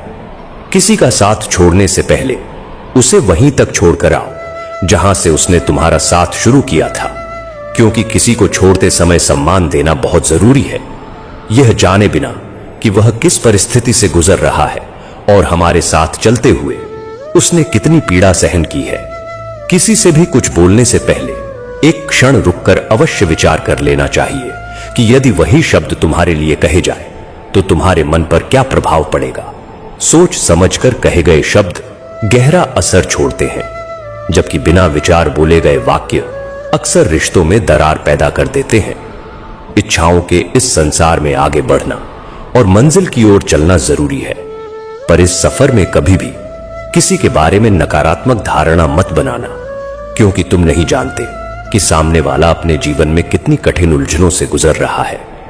हर इंसान की लड़ाई अलग होती है और उसे वही व्यक्ति समझ सकता है जिसने कभी वैसी ही परिस्थितियों का अनुभव किया हो। तुम्हारी अहमियत तब तक बनी रहती है जब तक तुम लोगों की जरूरतों में काम आते हो, और यही कटु सत्य है कि समय और हालात रिश्तों व मित्रताओं का स्वरूप बदल देते हैं। श्री कृष्ण कहते हैं कि परिश्रम से भय क्यों करते हो, क्योंकि यह डर तुम्हें कभी उस ऊंचाई तक नहीं पहुंचने देगा जहां तुम्हारा लक्ष्य है। संघर्ष ही वह सीढ़ी है जो इंसान को सफलता की ऊंचाइयों तक ले जाती है, और यह हमेशा याद रखना कि मंजिल उन्हीं को मिलती है जिनके सपनों में जुनून और जीवंतता होती है। उड़ान पंखों से नहीं बल्कि मजबूत हौसलों से भरी होती है, और जब तुम अपनी मेहनत को अपनी परेशानियों से बड़ा बना लेते हो तब ईश्वर भी तुम्हारे पक्ष में खड़ा दिखाई देता है।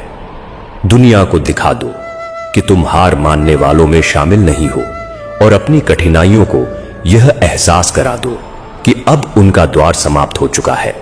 जो मंजिलें अपने अभिमान में चूर रहती हैं, उन्हें भी तुम्हारी अडिग इच्छा शक्ति के आगे झुकना पड़ता है। अपने रास्ते पर अकेले चलने से भय मत खाओ, क्योंकि सत्य का साथ देना और असत्य का विरोध करना भले ही तुम्हें अकेला कर दे, लेकिन यही तुम्हारे भीतर की शक्ति को और मजबूत करता है। खून के रिश्ते कई बार केवल नाम के रह जाते हैं, जबकि असली रिश्ता वही होता है जो कठिन समय में तुम्हारे साथ कंधे से कंधा मिलाकर खड़ा हो। क्षमा करना एक महान गुण है, पर बार बार क्षमा करना सामने वाले को तुम्हारी कमजोरी का संकेत दे देता है। जो व्यक्ति तुम्हारे दर्द को समझे बिना चला जाए, उसे रोकने का कोई अर्थ नहीं होता, और जो तुम्हारी खामोशी में भी तुम्हारे कष्ट को पढ़ ले, वही वास्तव में तुम्हारा सच्चा साथी होता है। आज के समय में अधिकतर रिश्ते सतही और पल भर के होते हैं, इसलिए दूसरों को बदलने में ऊर्जा न लगाकर स्वयं को बेहतर बनाने पर ध्यान देना चाहिए। पूरी दुनिया को अपने अनुसार ढालने से अच्छा है कि अपने दृष्टिकोण को बदल लिया जाए। हर ठोकर इंसान को कमजोर नहीं करती, कुछ ठोकरें उसे पहले से कहीं अधिक मजबूत बना देती हैं।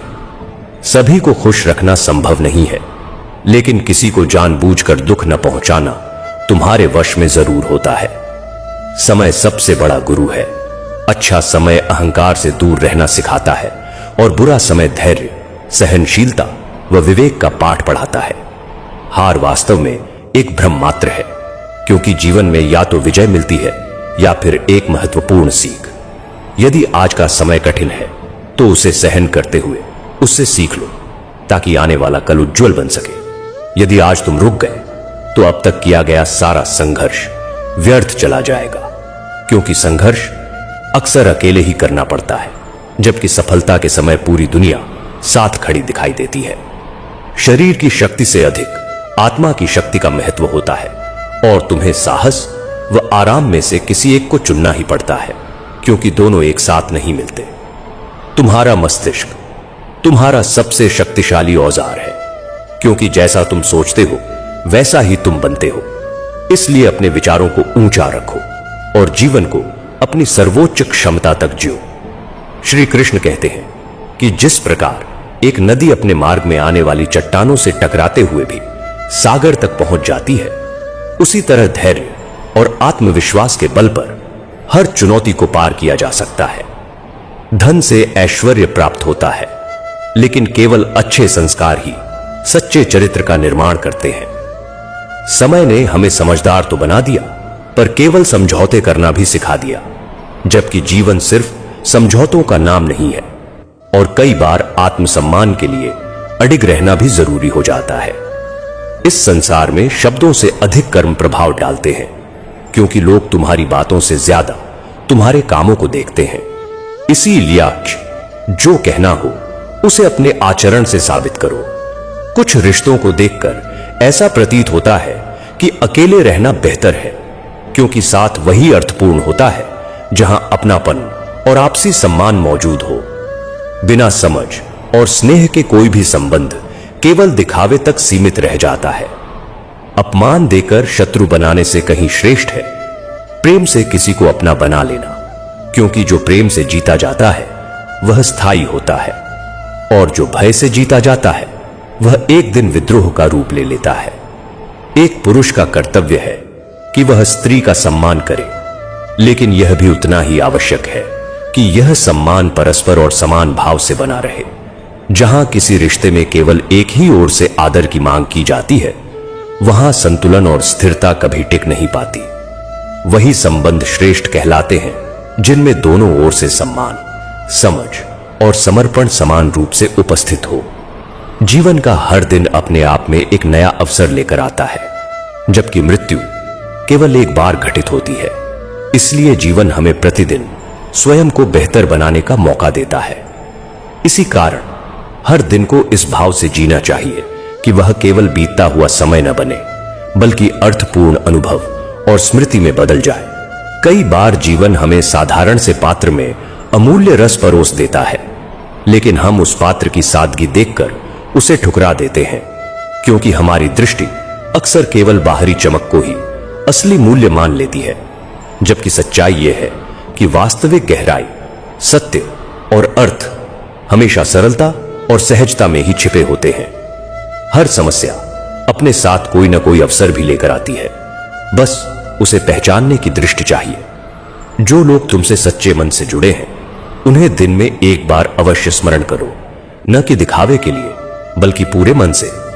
ईश्वर तुम्हारे बाहरी रूप या शब्दों को नहीं, बल्कि तुम्हारे अंतर्मन की भावना को देखता है। यदि जीवन में तुम्हें समझने वाले लोग मिल जाएं, तो इसे ईश्वर की विशेष कृपा समझना चाहिए। यदि कोई व्यक्ति तुम्हारे प्रति बुरा व्यवहार करता है, तो वह उसकी आंतरिक दुर्बलता को दर्शाता है, परंतु तुम्हारा कर्तव्य है कि तुम किसी के प्रति दुर्भावना न रखो। मूर्खता से वाद विवाद करने का कोई लाभ नहीं होता। इसलिए यदि कोई असंगत बात कहे, तो शांत मुस्कान के साथ उसे उसकी बात पर रहने दो। स्वयं के साथ मित्रता करना सीखो, क्योंकि तुम्हें कोई उतनी गहराई से नहीं समझ सकता जितना तुम स्वयं को समझ सकते हो। ईश्वर पत्थर में भी विद्यमान है यदि उसे सच्चे भाव से खोजा जाए, और वही ईश्वर हर इंसान के भीतर भी है। बस शर्त इतनी है कि इंसानियत को सच्चे दिल से अपनाया जाए। हर परिस्थिति में धैर्य को थामे रखना और संघर्ष के समय अडिग रहना ही वास्तविक शक्ति है। हमारी असली सामर्थ्य हमारी सहनशीलता और स्थिरता में छिपी होती है। जो लोग दूसरों के दर्द को समझते हैं और जिनके हृदय में करुणा निवास करती है, वही वास्तव में अच्छे और ऊंचे कहलाते हैं। और ऐसे लोग धीरे धीरे जीवन के बंधनों से मुक्त हो जाते हैं। सही दृष्टि वाले व्यक्ति के लिए कचरे का ढेर साधारण पत्थर और चमकता सोना समान होते हैं। तुम्हारे कर्म ही तुम्हारी वास्तविक पहचान बनाते हैं। प्रेम का स्वभाव माफी मांगने और देने दोनों के लिए तैयार रहता है, जबकि अहंकार केवल माफी सुनना चाहता है। जब मन विषयों पर अत्यधिक विचार करता है, तो वह उनसे बंध जाता है। बंधन से कामना उत्पन्न होती है और कामना से क्रोध जन्म लेता है, और यही क्रोध धीरे धीरे तुम्हें शांति, संतुलन और विवेक से दूर ले जाता है। जब जीवन में गहरा दुख सामने खड़ा हो जाता है, तो ऐसा प्रतीत होता है मानो पूरी दुनिया ही विरोध में आ गई हो और हर व्यक्ति स्वार्थी तथा मतलबी दिखने लगे। लेकिन यह भी स्मरण रखना चाहिए कि यही कठिन परिस्थितियां भीतर से तुम्हें अधिक मजबूत, परिपक्व और जागरूक बनाती है। यह तुम्हारे अंदर छिपी सहन शक्ति और विवेक की क्षमता को धीरे धीरे जागृत करती है। जीवन का सबसे गहरा और बड़ा सत्य यही है कि जो भी कठिन घड़ी सामने आती है, वह तुम्हें कुछ सिखाने के लिए ही आती है। उसे टालने की जगह स्वीकार करो और अपने भीतर छिपी ताकत को महसूस करो। यही अनुभव अंत में तुम्हें वास्तविक रूप से मुक्त, शांत और संतुष्ट बनाता है। श्री कृष्ण कहते हैं कि हार और जीत, लाभ और नुकसान सब क्षण भंगुर है। जीवन कभी किसी एक के लिए ठहरता नहीं, यह उसी के साथ चलता है जो इसके नियमों और चालों को समझ लेता है। पीड़ा हर किसी के हिस्से में आती है, लेकिन अंतर सोच और साहस का होता है। कोई दुख से टूट जाता है और कोई उसी दुख से खुद को तराश लेता है।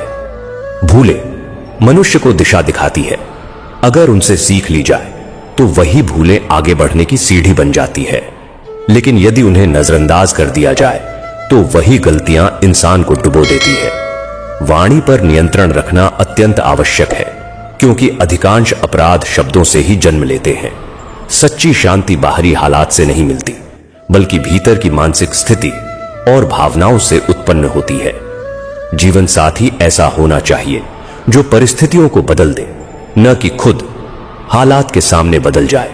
इंसान का असली स्वभाव तब सामने आता है जब उसे तुमसे कोई स्वार्थ नहीं रहता। इसीलिए खुद को किसी की आदत मत बनने दो। जब तक कोई तुम्हें पसंद करता है, तब तक वह तुम्हारी कमियों को नजरअंदाज करता है, और जब नफरत करता है, तब तुम्हारी अच्छाइयों को भी देखना बंद कर देता है। यह संसार अक्सर बेशर्म को आकर्षक, छल करने वाले को बुद्धिमान और सीधे इंसान को मूर्ख समझ लेता है। लेकिन याद रखना, तुम्हारा सच ही तुम्हारा सबसे मजबूत सहारा होता है। अगर तुम सत्य के मार्ग पर चलते हो तो तुम्हें कुछ याद रखने की आवश्यकता नहीं पड़ती। दिमाग को शांत रखो ताकि निर्णय गलत ना हो, और भाषा को मधुर रखो ताकि अपने लोग दूर ना हो। सत्य के रास्ते पर चलने पर कष्ट के कई पड़ाव आएंगे, लेकिन यही सफर अंत में तुम्हें स्थायी शांति और संतोष तक पहुंचाएगा। तुम्हारी मुस्कान कभी किसी की पीड़ा का कारण नहीं बननी चाहिए और तुम्हारा दर्द कभी किसी की हंसी की वजह नहीं होना चाहिए। जीवन वैसा ही प्रतीत होता है जैसा तुम्हारा दृष्टिकोण होता है। अगर जीवन की दौड़ में तुम धीरे ही सही लेकिन निरंतर आगे बढ़ते रहे और रुके नहीं, तो समझो तुम विजयी हो गए। श्री कृष्ण कहते हैं कि सुगंध तो हवा के साथ बह जाती है, लेकिन इंसान की अच्छाई हर दिशा में फैलती है। अगर जीवन में किसी को खोजने का मन हो तो ऐसे व्यक्ति को खोजो जो तुम्हारी परवाह करे। इस्तेमाल करने वाले बहुत मिल जाएंगे, लेकिन निस्वार्थ भाव से साथ निभाने वाले बहुत कम होते हैं। व्यवहार वह सीढ़ी है जिससे तुम किसी को गिरा भी सकते हो और ऊंचाइयों तक पहुंचा भी सकते हो। याद रखना, यदि तुम किसी को दुख देकर धर्म या कर्म कर रहे हो तो उसका कोई फल नहीं मिलता, लेकिन यदि तुम प्रतिदिन किसी के चेहरे पर मुस्कान ला सको तो वही सच्ची आराधना है। बड़े लक्ष्यों के लिए बड़े प्रयास जरूरी होते हैं। जीवन में कुछ हासिल करना है तो जिद और संकल्प होना चाहिए। केवल उम्मीदें पालने से कुछ नहीं मिलता। जो लोग सिर्फ इंतजार करते रहते हैं वे अक्सर जीवन भर खाली हाथ रह जाते हैं। विश्वास कांच के समान होता है, एक बार टूट जाए तो कितनी भी कोशिश कर लो उसमें दरार रह ही जाती है। इसलिए भरोसे को संभाल कर रखो और उसे कभी तोड़ो मत। श्री कृष्ण कहते हैं कि उम्मीद दर्द भी देती है, फिर भी दिल न जाने क्यों बार बार उम्मीद से जुड़ जाता है। यही जीवन का स्वभाव है। जो टूट जाता है वह भी हर सुबह एक नई आशा लेकर उठता है। दिखावटी रिश्तों से कहीं बेहतर है कि अकेले रहना सीख लिया जाए। यह दुनिया मुखौटों से भरी है, लेकिन जो स्वयं के साथ खुश रहना सीख लेता है उसे किसी झूठे सहारे की जरूरत नहीं पड़ती। समय बताने वाले बहुत मिल जाते हैं, लेकिन समय पर साथ देने वाले बहुत कम होते हैं। संकट के क्षण ही असली और नकली रिश्तों की पहचान कराते हैं। जीवन में तूफानों का आना भी जरूरी है, तभी पता चलता है कि कौन हाथ थामता है और कौन बीच राह छोड़ जाता है।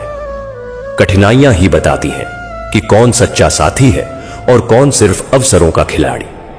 मैंने हर प्रकार के लोग देखे हैं। कुछ सहायता पाकर आभार व्यक्त करते हैं और कुछ मदद लेकर तुम्हें ही मूर्ख साबित करने की कोशिश करते हैं, लेकिन अंत में तुम्हारे कर्म ही तुम्हारी पहचान बनते हैं, लोगों की प्रतिक्रिया नहीं। जो किसी को पूरी सच्चाई से चाहता है वह अक्सर स्वयं ही टूट जाता है, क्योंकि सच्चे प्रेम में स्वार्थ नहीं होता और इस संसार में निस्वार्थ प्रेम की कद्र करने वाले बहुत कम होते हैं।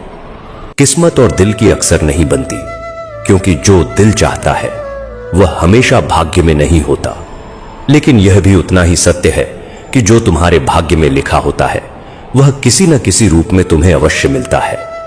न जाने कितने लोग रात भर आंसू बहाकर सो जाते हैं और सुबह उठकर झूठी मुस्कान ओढ़कर दुनिया के सामने खड़े हो जाते हैं। रिश्ते भी इमारतों की तरह होते हैं। अगर छोटी दरारें दिखें तो उन्हें गिराने के बजाय संभाल कर सुधारना चाहिए। भिक्षा का पात्र तो भर सकता है, लेकिन इच्छाओं का पात्र कभी नहीं भरता। संतोष के भाव में ही वास्तविक सुख छिपा होता है। इच्छाओं, अपेक्षाओं और नाखूनों को समय समय पर काटते रहना चाहिए, अन्यथा यही आगे चलकर पीड़ा का कारण बन जाते हैं। अगर दुआएं मिल जाए तो वही पर्याप्त होती है। दवाइयां तो पैसे देने पर आसानी से मिल जाती है। रिश्ते बल से नहीं बल्कि भावनाओं और दिल से निभाए जाते हैं। जब किसी मनुष्य के भीतर ईश्वर के प्रति पूर्ण आस्था और समर्पण जाग जाता है, तभी जीवन में असंभव से लगने वाले चमत्कार घटित होते हैं। जो लोग भीड़ के साथ चलते हैं वे भीड़ में ही खो जाते हैं, लेकिन जो अकेले अपने मार्ग पर चलते हैं वही इतिहास रचते हैं। मित्रों, आज की इस वीडियो में बस इतना ही। उम्मीद करते हैं कि आप सभी को यह प्रसंग जरूर ही पसंद आया होगा। मिलते हैं नेक्स्ट वीडियो में एक और नई कथा के साथ। राधे राधे।